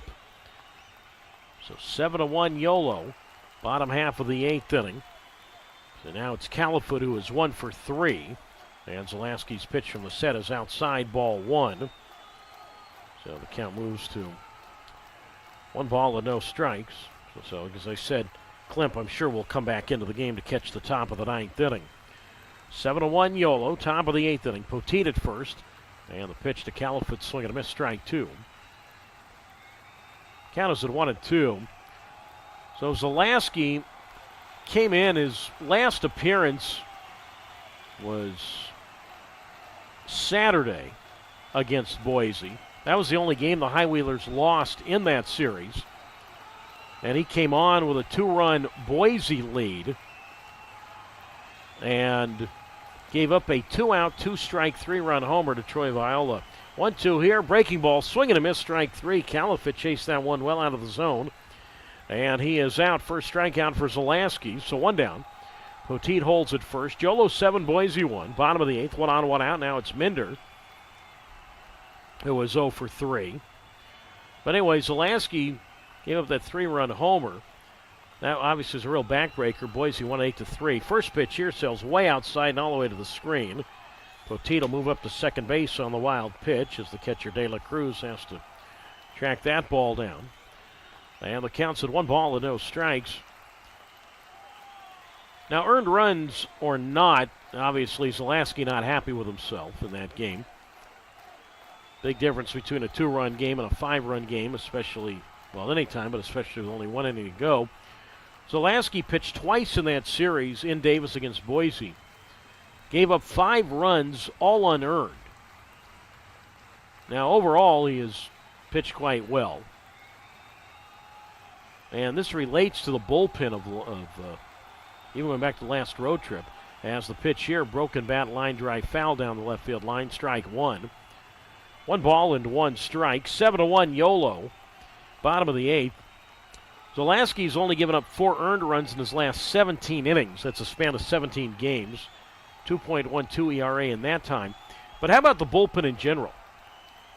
The bullpen right now, coming into the night, has a streak of 21 2/3 consecutive innings without an earned run, without allowing an earned run. The last earned run issued by the bullpen, you got to go back to August 17th in Game 2 of the doubleheader at Grand Junction. 2 balls and a strike to count. Poteet at second and the pitch, and that hits the inner half of the plate. Strike 2 to Minder. 2-2. And I think, it's just worth pointing out, obviously. I mean, that's why we have these numbers, to inform you listeners. 2 ball, 2 strike pitch. And that is hit to third base. Glove near the bag by Blackford. He'll straighten up, and he throws across to Gonzalez at first. And Minder is out 2 down. Poteet holds at second base. 7-1, Yolo leading Boise. Bottom of the 8th inning. Doug Greenwald with you on YouTube Live. And you'll hear so many people say, well, so-and-so, yeah, he's done a great job. He's only given up, one earned run in his last 12 innings, or 2 earned runs in his last 15 innings, whatever it might be. That doesn't mean, as the pitch here, ground ball, second base, and right, and it's booted by the second baseman in Banks. The ball rolls into shallow right field. He's able to retrieve it. Poteet gets as far as third. And Young Goldberg with that ball. Max Young Goldberg will be safe at first. Charge and error to Banks. And Young Goldberg is safe at first. Second error tonight by the High Wheelers. 7-1 Yolo, and now that extends the inning for the right fielder, Noah Marcello. My take is this. Yeah, you can look at somebody's ERA and say, boy, it's a nice, crisp 2-something ERA, or, low 3 ERA. As Marcello looks at a strike on the inside corner 0-1. That doesn't really tell the story, though. Somebody can give up or has a low ERA. That doesn't mean they don't give up a lot of runs. It just means those runs aren't earned. That also means, you can't work around errors, and that also means you can't get a third out. So whenever someone says, but his ERA was only this, well, is that indicative of the way he pitched? That's a separate question. So, the bullpen's given up a few runs of late, just none of them have been earned. As Marcello swings and misses at a curve, strike 3, and he is out. So, no runs, period, allowed by Zalaski in the 8th inning. And by the way, when I was talking about that, I wasn't talking about Jack Zalaski. I'm talking about baseball theories in general. Let me make that clear. Okay, let me just throw that out there as a generalization. Talking about pitchers or people who say that in general. 2 strikeouts for Zalaski here in the 8th. No runs. There were no hits. 1 error. And 2 left. We go to the 9th. 7-1. Yolo leads Boise on YouTube Live.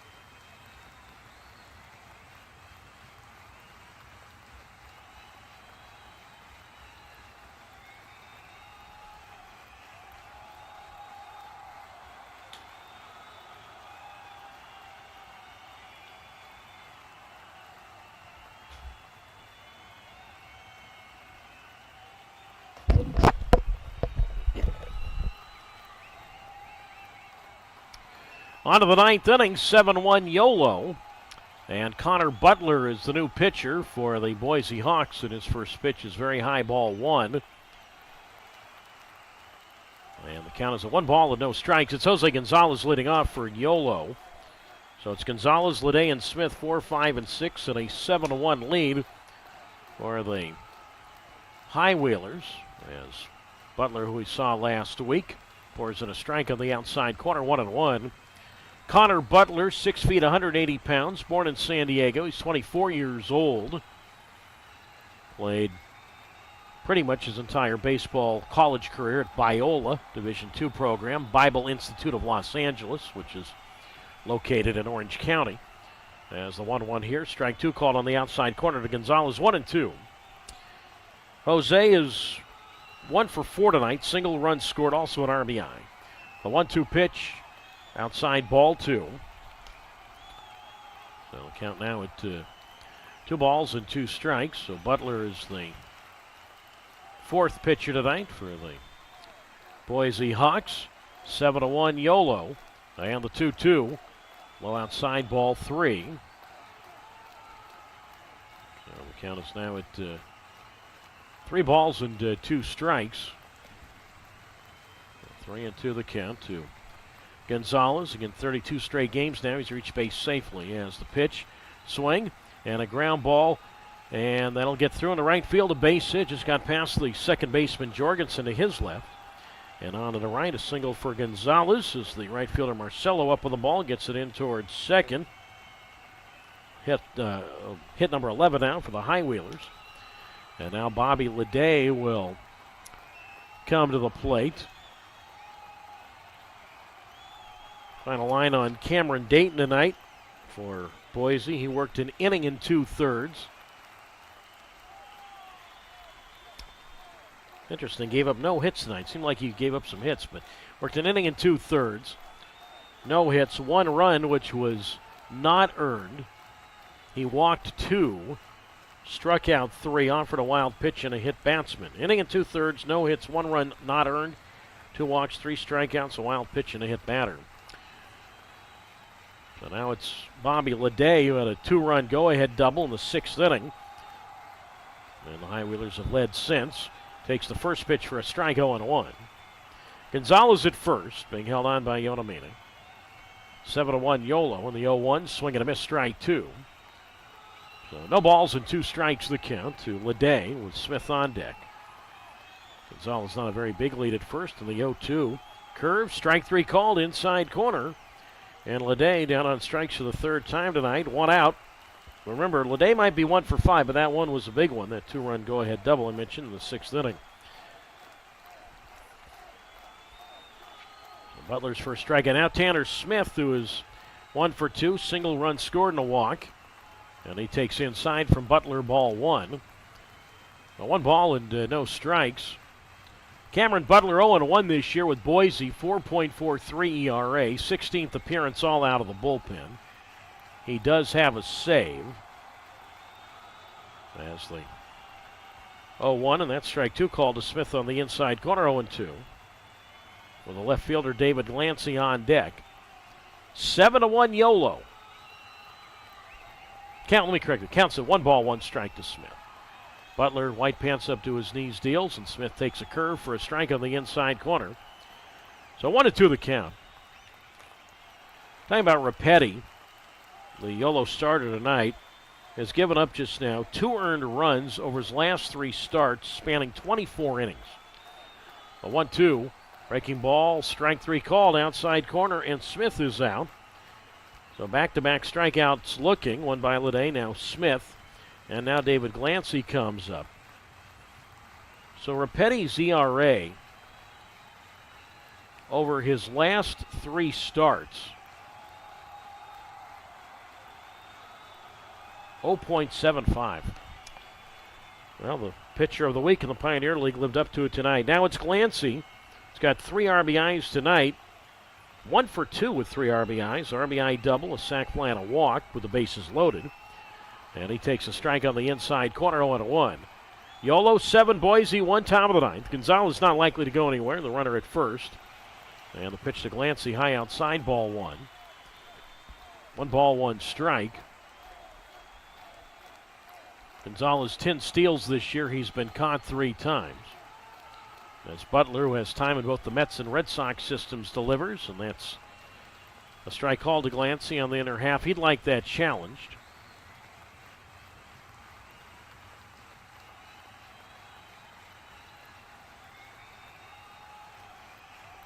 And apparently it stays a strike, so the count is at 1 ball and 2 strikes. Let me correct that. Butler was never in the Met system, strictly in the Red Sox chain. Got as high as low A Salem in the Carolina League. 1 ball, 2 strikes the count. 7-1 Yolo. We're in the top half of the 9th inning.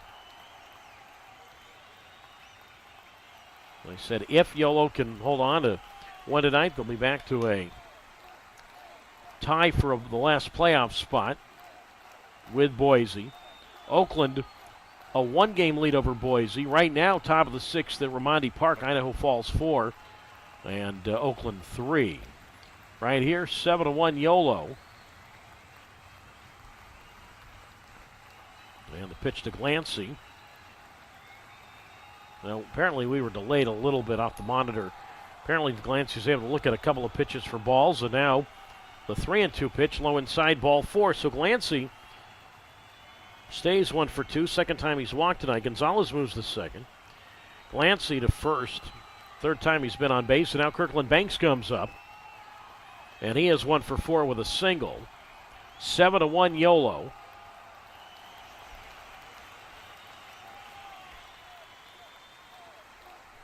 Top of the 9th inning from Memorial Stadium here in Boise. As Butler again from the set, showing the thick green socks, delivers, and Banks takes, and that's on the inner half of the plate, strike 1. No balls and a strike to Kirkland, who expects a winning season this year for Lamar University football.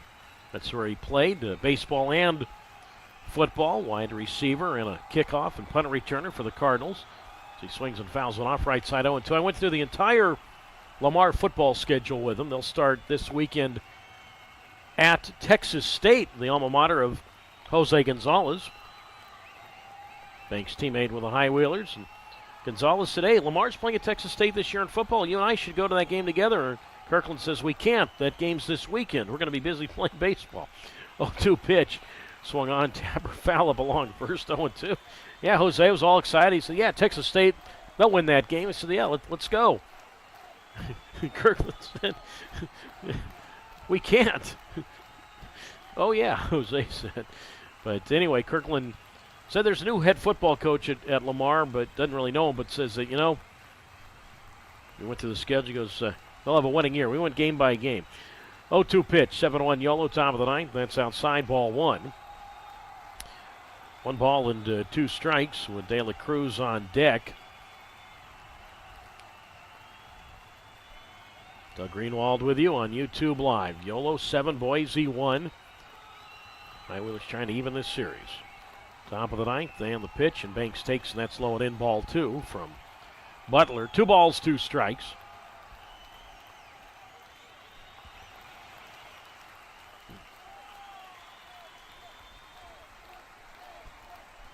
Two and 2 the count.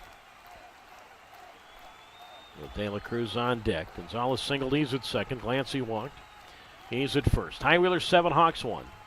And the 2-2 to Banks, and that's low ball 3. So now the runners will go automatically. So Gonzalez ready to go from second, and Glancy ready to go from first. Now if Yolo wins, and Oakland should lose, then things get even more congested. 3-2 the count. Runners go, the payoff, and Banks swings, and he hits this one towards second, and that is caught. Low-line drive caught by the second baseman Jorgensen, and that ends the top half of the 9th inning.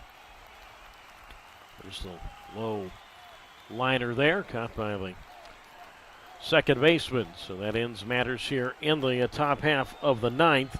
No runs, 1 hit, no errors, and 2 men left. Last chance for Boise. We go to the bottom of the 9th inning. Yolo 7, Boise 1. Yolo will have a new pitcher when we get back on YouTube Live.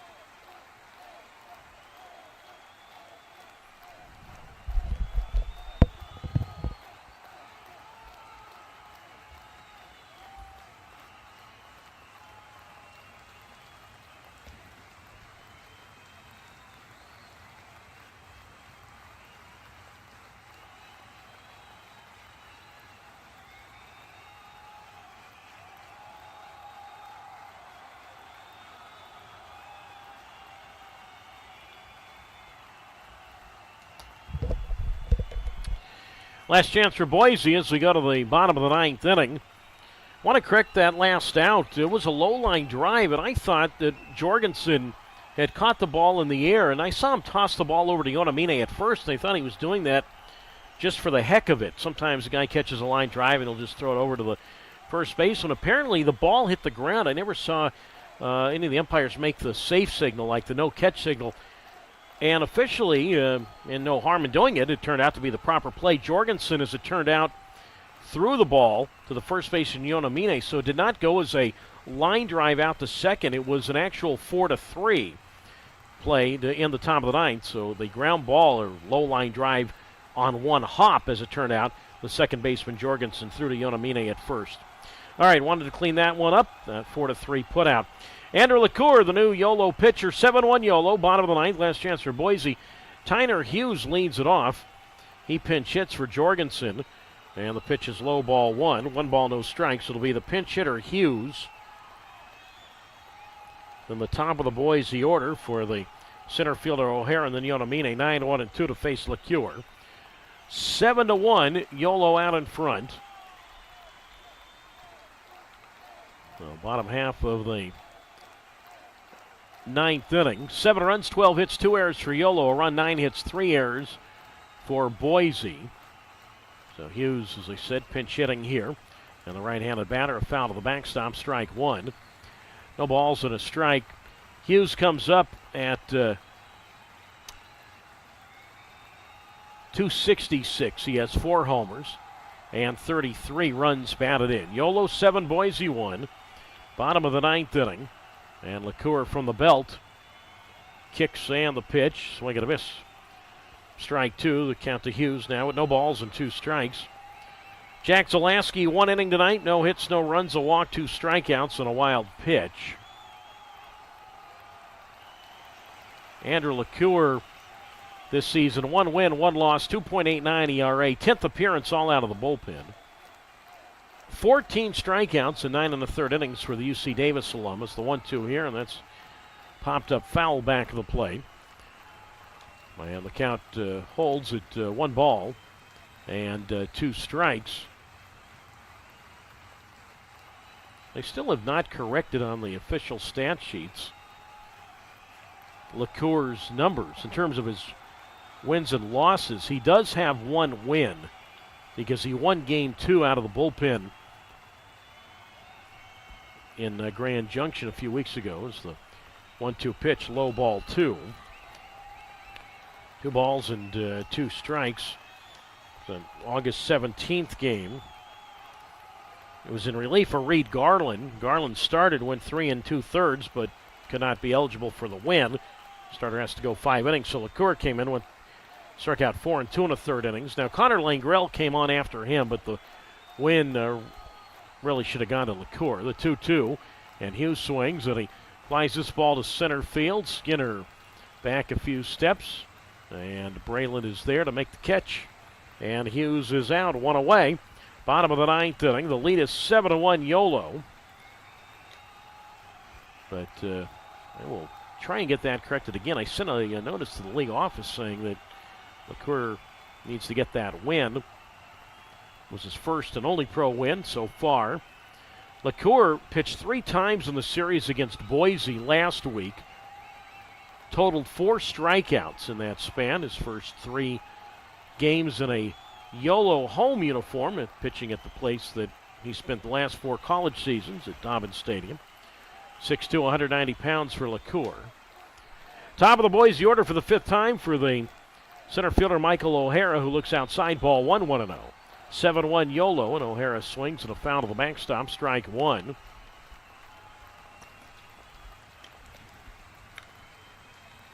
And the count's at 1 ball and 1 strike. Well, normally we see LaCour in maybe a 6th, 7th, 8th inning situation, but getting a chance to get an inning in here. And with a 7-1 lead, I think if the game was a lot closer, we'd certainly see Langrell or Buckner, the co-closers. Buckner 10 saves, second best in the league entering play. 1-1 on the way, and that's a breaking ball taken for a strike on the inner half, strike 2. So the count to O'Hara's at 1-2. Again, O'Hara 3 singles tonight. He's 3 for 4 with a run scored. His third 3-hit game in a Boise uniform. 1 ball, 2 strikes the count. As LaCour, who grew up in Walnut Creek out in the East Bay, delivers. And O'Hara, who also grew up not far from there in Danville, fouls one off left side. 1 ball, 2 strikes. So Northern California products through and through. LaCour from Walnut Creek, O'Hara from Danville. LaCour from UC Davis, O'Hara from Santa Clara. So 1 ball, 2 strikes the count. Bottom of the 9th inning, 1 out. Yolo 7, Boise 1. Yonamine waits on deck. And the pitch on the way, and O'Hara takes just off the plate. Ball 2 from LaCour, who wants that challenge. Takes his left hand, taps it on the top of his black cap. And apparently it's going to stay a ball. So the count's at 2-2. 7-1 Yolo. Bottom of the 9th. And LaCour's 2-2. And O'Hara swings and just gets a piece of it. Fouls it at the plate. We'll try it again at 2 balls and 2 strikes.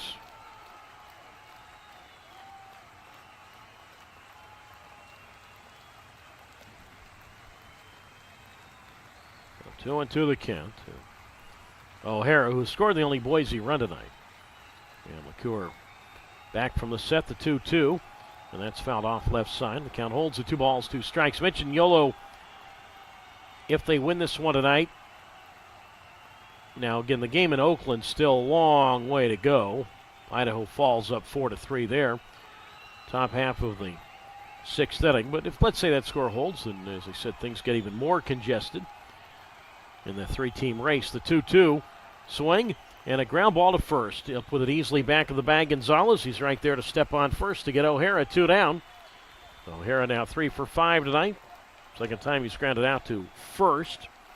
One was 3-1. This time 3U, so 2 out. And now Boise down to its last out for Micah Yonamine. But Boise would stay 1 back of Oakland, and then Yolo would pick up a game. They would tie Boise for the second place playoff spot, and then would only be 1 back of the first place playoff spot against Oakland. Remember that Yolo still, after 9, has 4 more games in this series, and then goes home to play Oakland for 6. So after tonight, the final 10 games, all against teams that Yolo is competing against for a playoff spot. Yolo certainly could finish either first or second. Now it's Yonamine, last hope for Boise. And the pitch to Micah, and that's a strike from LaCour, 0-1. Again, tomorrow we'll start the YouTube live feed at 6 o'clock. 6:05 p.m., that's Pacific time, first pitch. Brandon McPherson, the righty for Yolo. Mike Peterson, the righty for Boise. 0-1 the count. As the pitch to Yonamine up and away, ball 2. Or ball 1, I should say. 1 ball and 1 strike again. Yonamine 2 for 4 tonight. Well, Yolo recently had a 7-game winning streak. Bounced back after a loss. Lost last night.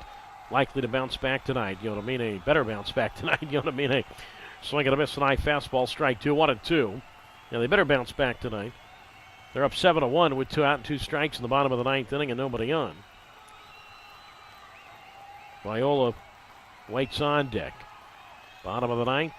Boise down to its last strike. The pitch outside, ball 2. And the count now with 2 balls and 2 strikes.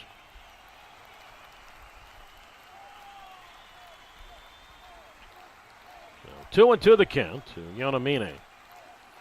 Yolo 7, Boise 1. Bottom of the 9th inning. And the 2-strike pitch, and Yonamine swings and misses, high fastball, strike 3. The ball game is over. LeCure a perfect 9th with his first strikeout, which will be his last strikeout tonight. And Yolo, big win tonight, now tied once again with Boise for that second playoff spot. No runs, no hits, no errors, and nobody left. And as I said, Yolo wins this one tonight by a count of 7-1. So Andrew LeCure, as I mentioned, a perfect 9th inning. Continues to do a very good job in his first month or so as a professional. So Yolo, as I said, wins this one this evening by a count of 7-1. And let's take a look at the final totals for this ball game. First, for the victorious Yolo High Wheelers, who come up with, for Yolo, 7 runs, 12 hits, 2 errors, and Yolo strands 10. For the Boise Hawks, 1 run, 9 hits, 3 errors, and the Hawks also strand 10. By the way, the records for these two teams, for the victorious Yolo High Wheelers, who are now 46-36 overall and 23-15 in the second half. Again, 7 runs, 12 hits, 2 errors, 10 left. The Boise Hawks 48-38 overall and dropped to 23-15 in the second half. 1 run, 9 hits, 3 errors, and 10 left. Another stellar job by Yolo starter Cameron Rapetti. He is the winning pitcher tonight. He goes to 7-4. And the loss to Boise starter in his pro debut, who overall pitched well tonight, Ryan Wentz, and the CSUM alum. And he falls to 0-1. And let's see here. I'm not sure yet of the time of the game tonight or the attendance. Let's see if they have that punched up at the moment. But that really is irrelevant right now. What's relevant is that Yolo wins at 7-1, and the Yolo High Wheelers are now back tied with Boise. It's a huge swing game tonight because not only are they back tied, but remember, at the moment, Yolo still has the tiebreaker because of head-to-head. Yolo leads now the season series 6-2 against Boise. Cameron Rapetti, an outstanding job tonight. 7 innings, 9 hits, 1 run earned, no walks, struck out 6, hit 2 batters.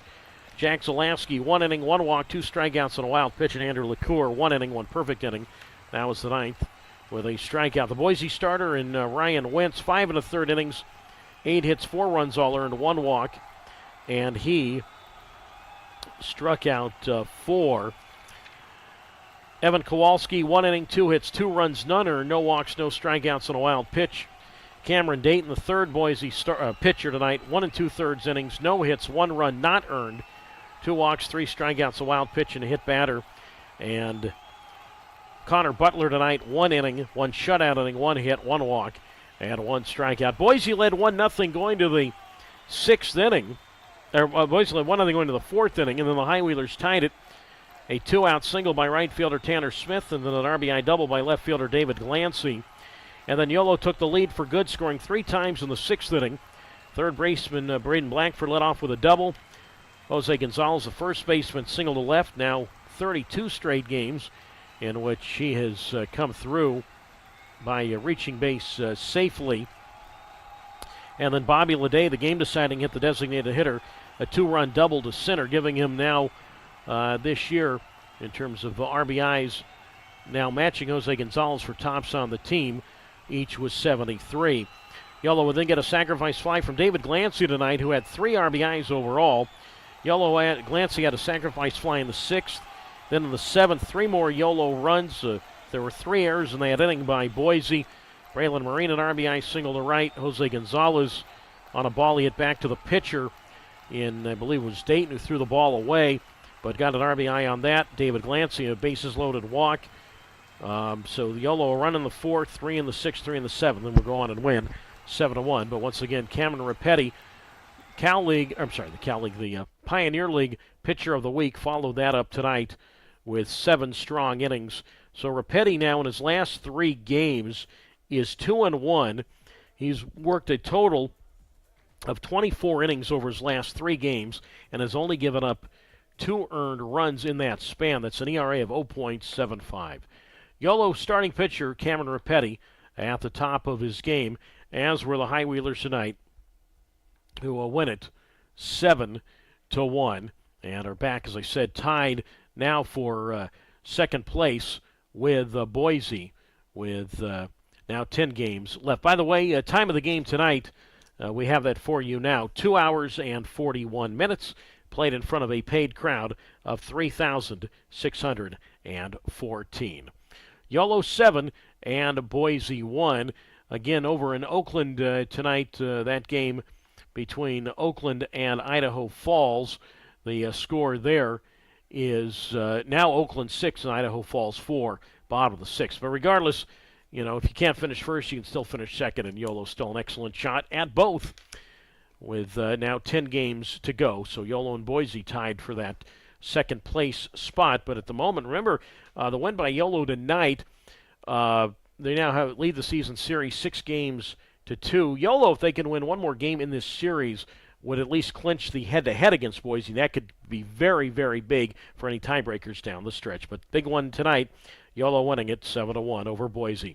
Our next broadcast tomorrow on YouTube Live, we'll start the feed for you at 6:05, or we'll start it at 6 o'clock p.m. Pacific time, 6:05 first pitch, and it'll be for Yolo right-hander Brandon McPherson, and with a record of for McPherson of 5-1, and for Boise right-hander Mike Peterson with a league best 9-7. In fact, he and Ben Ferrer of Yolo each with 9 wins to lead the league, to lead the Pioneer League. So the right-hander McPherson for Yolo at 5-1, and the right-hander Peterson for Boise at 9-7.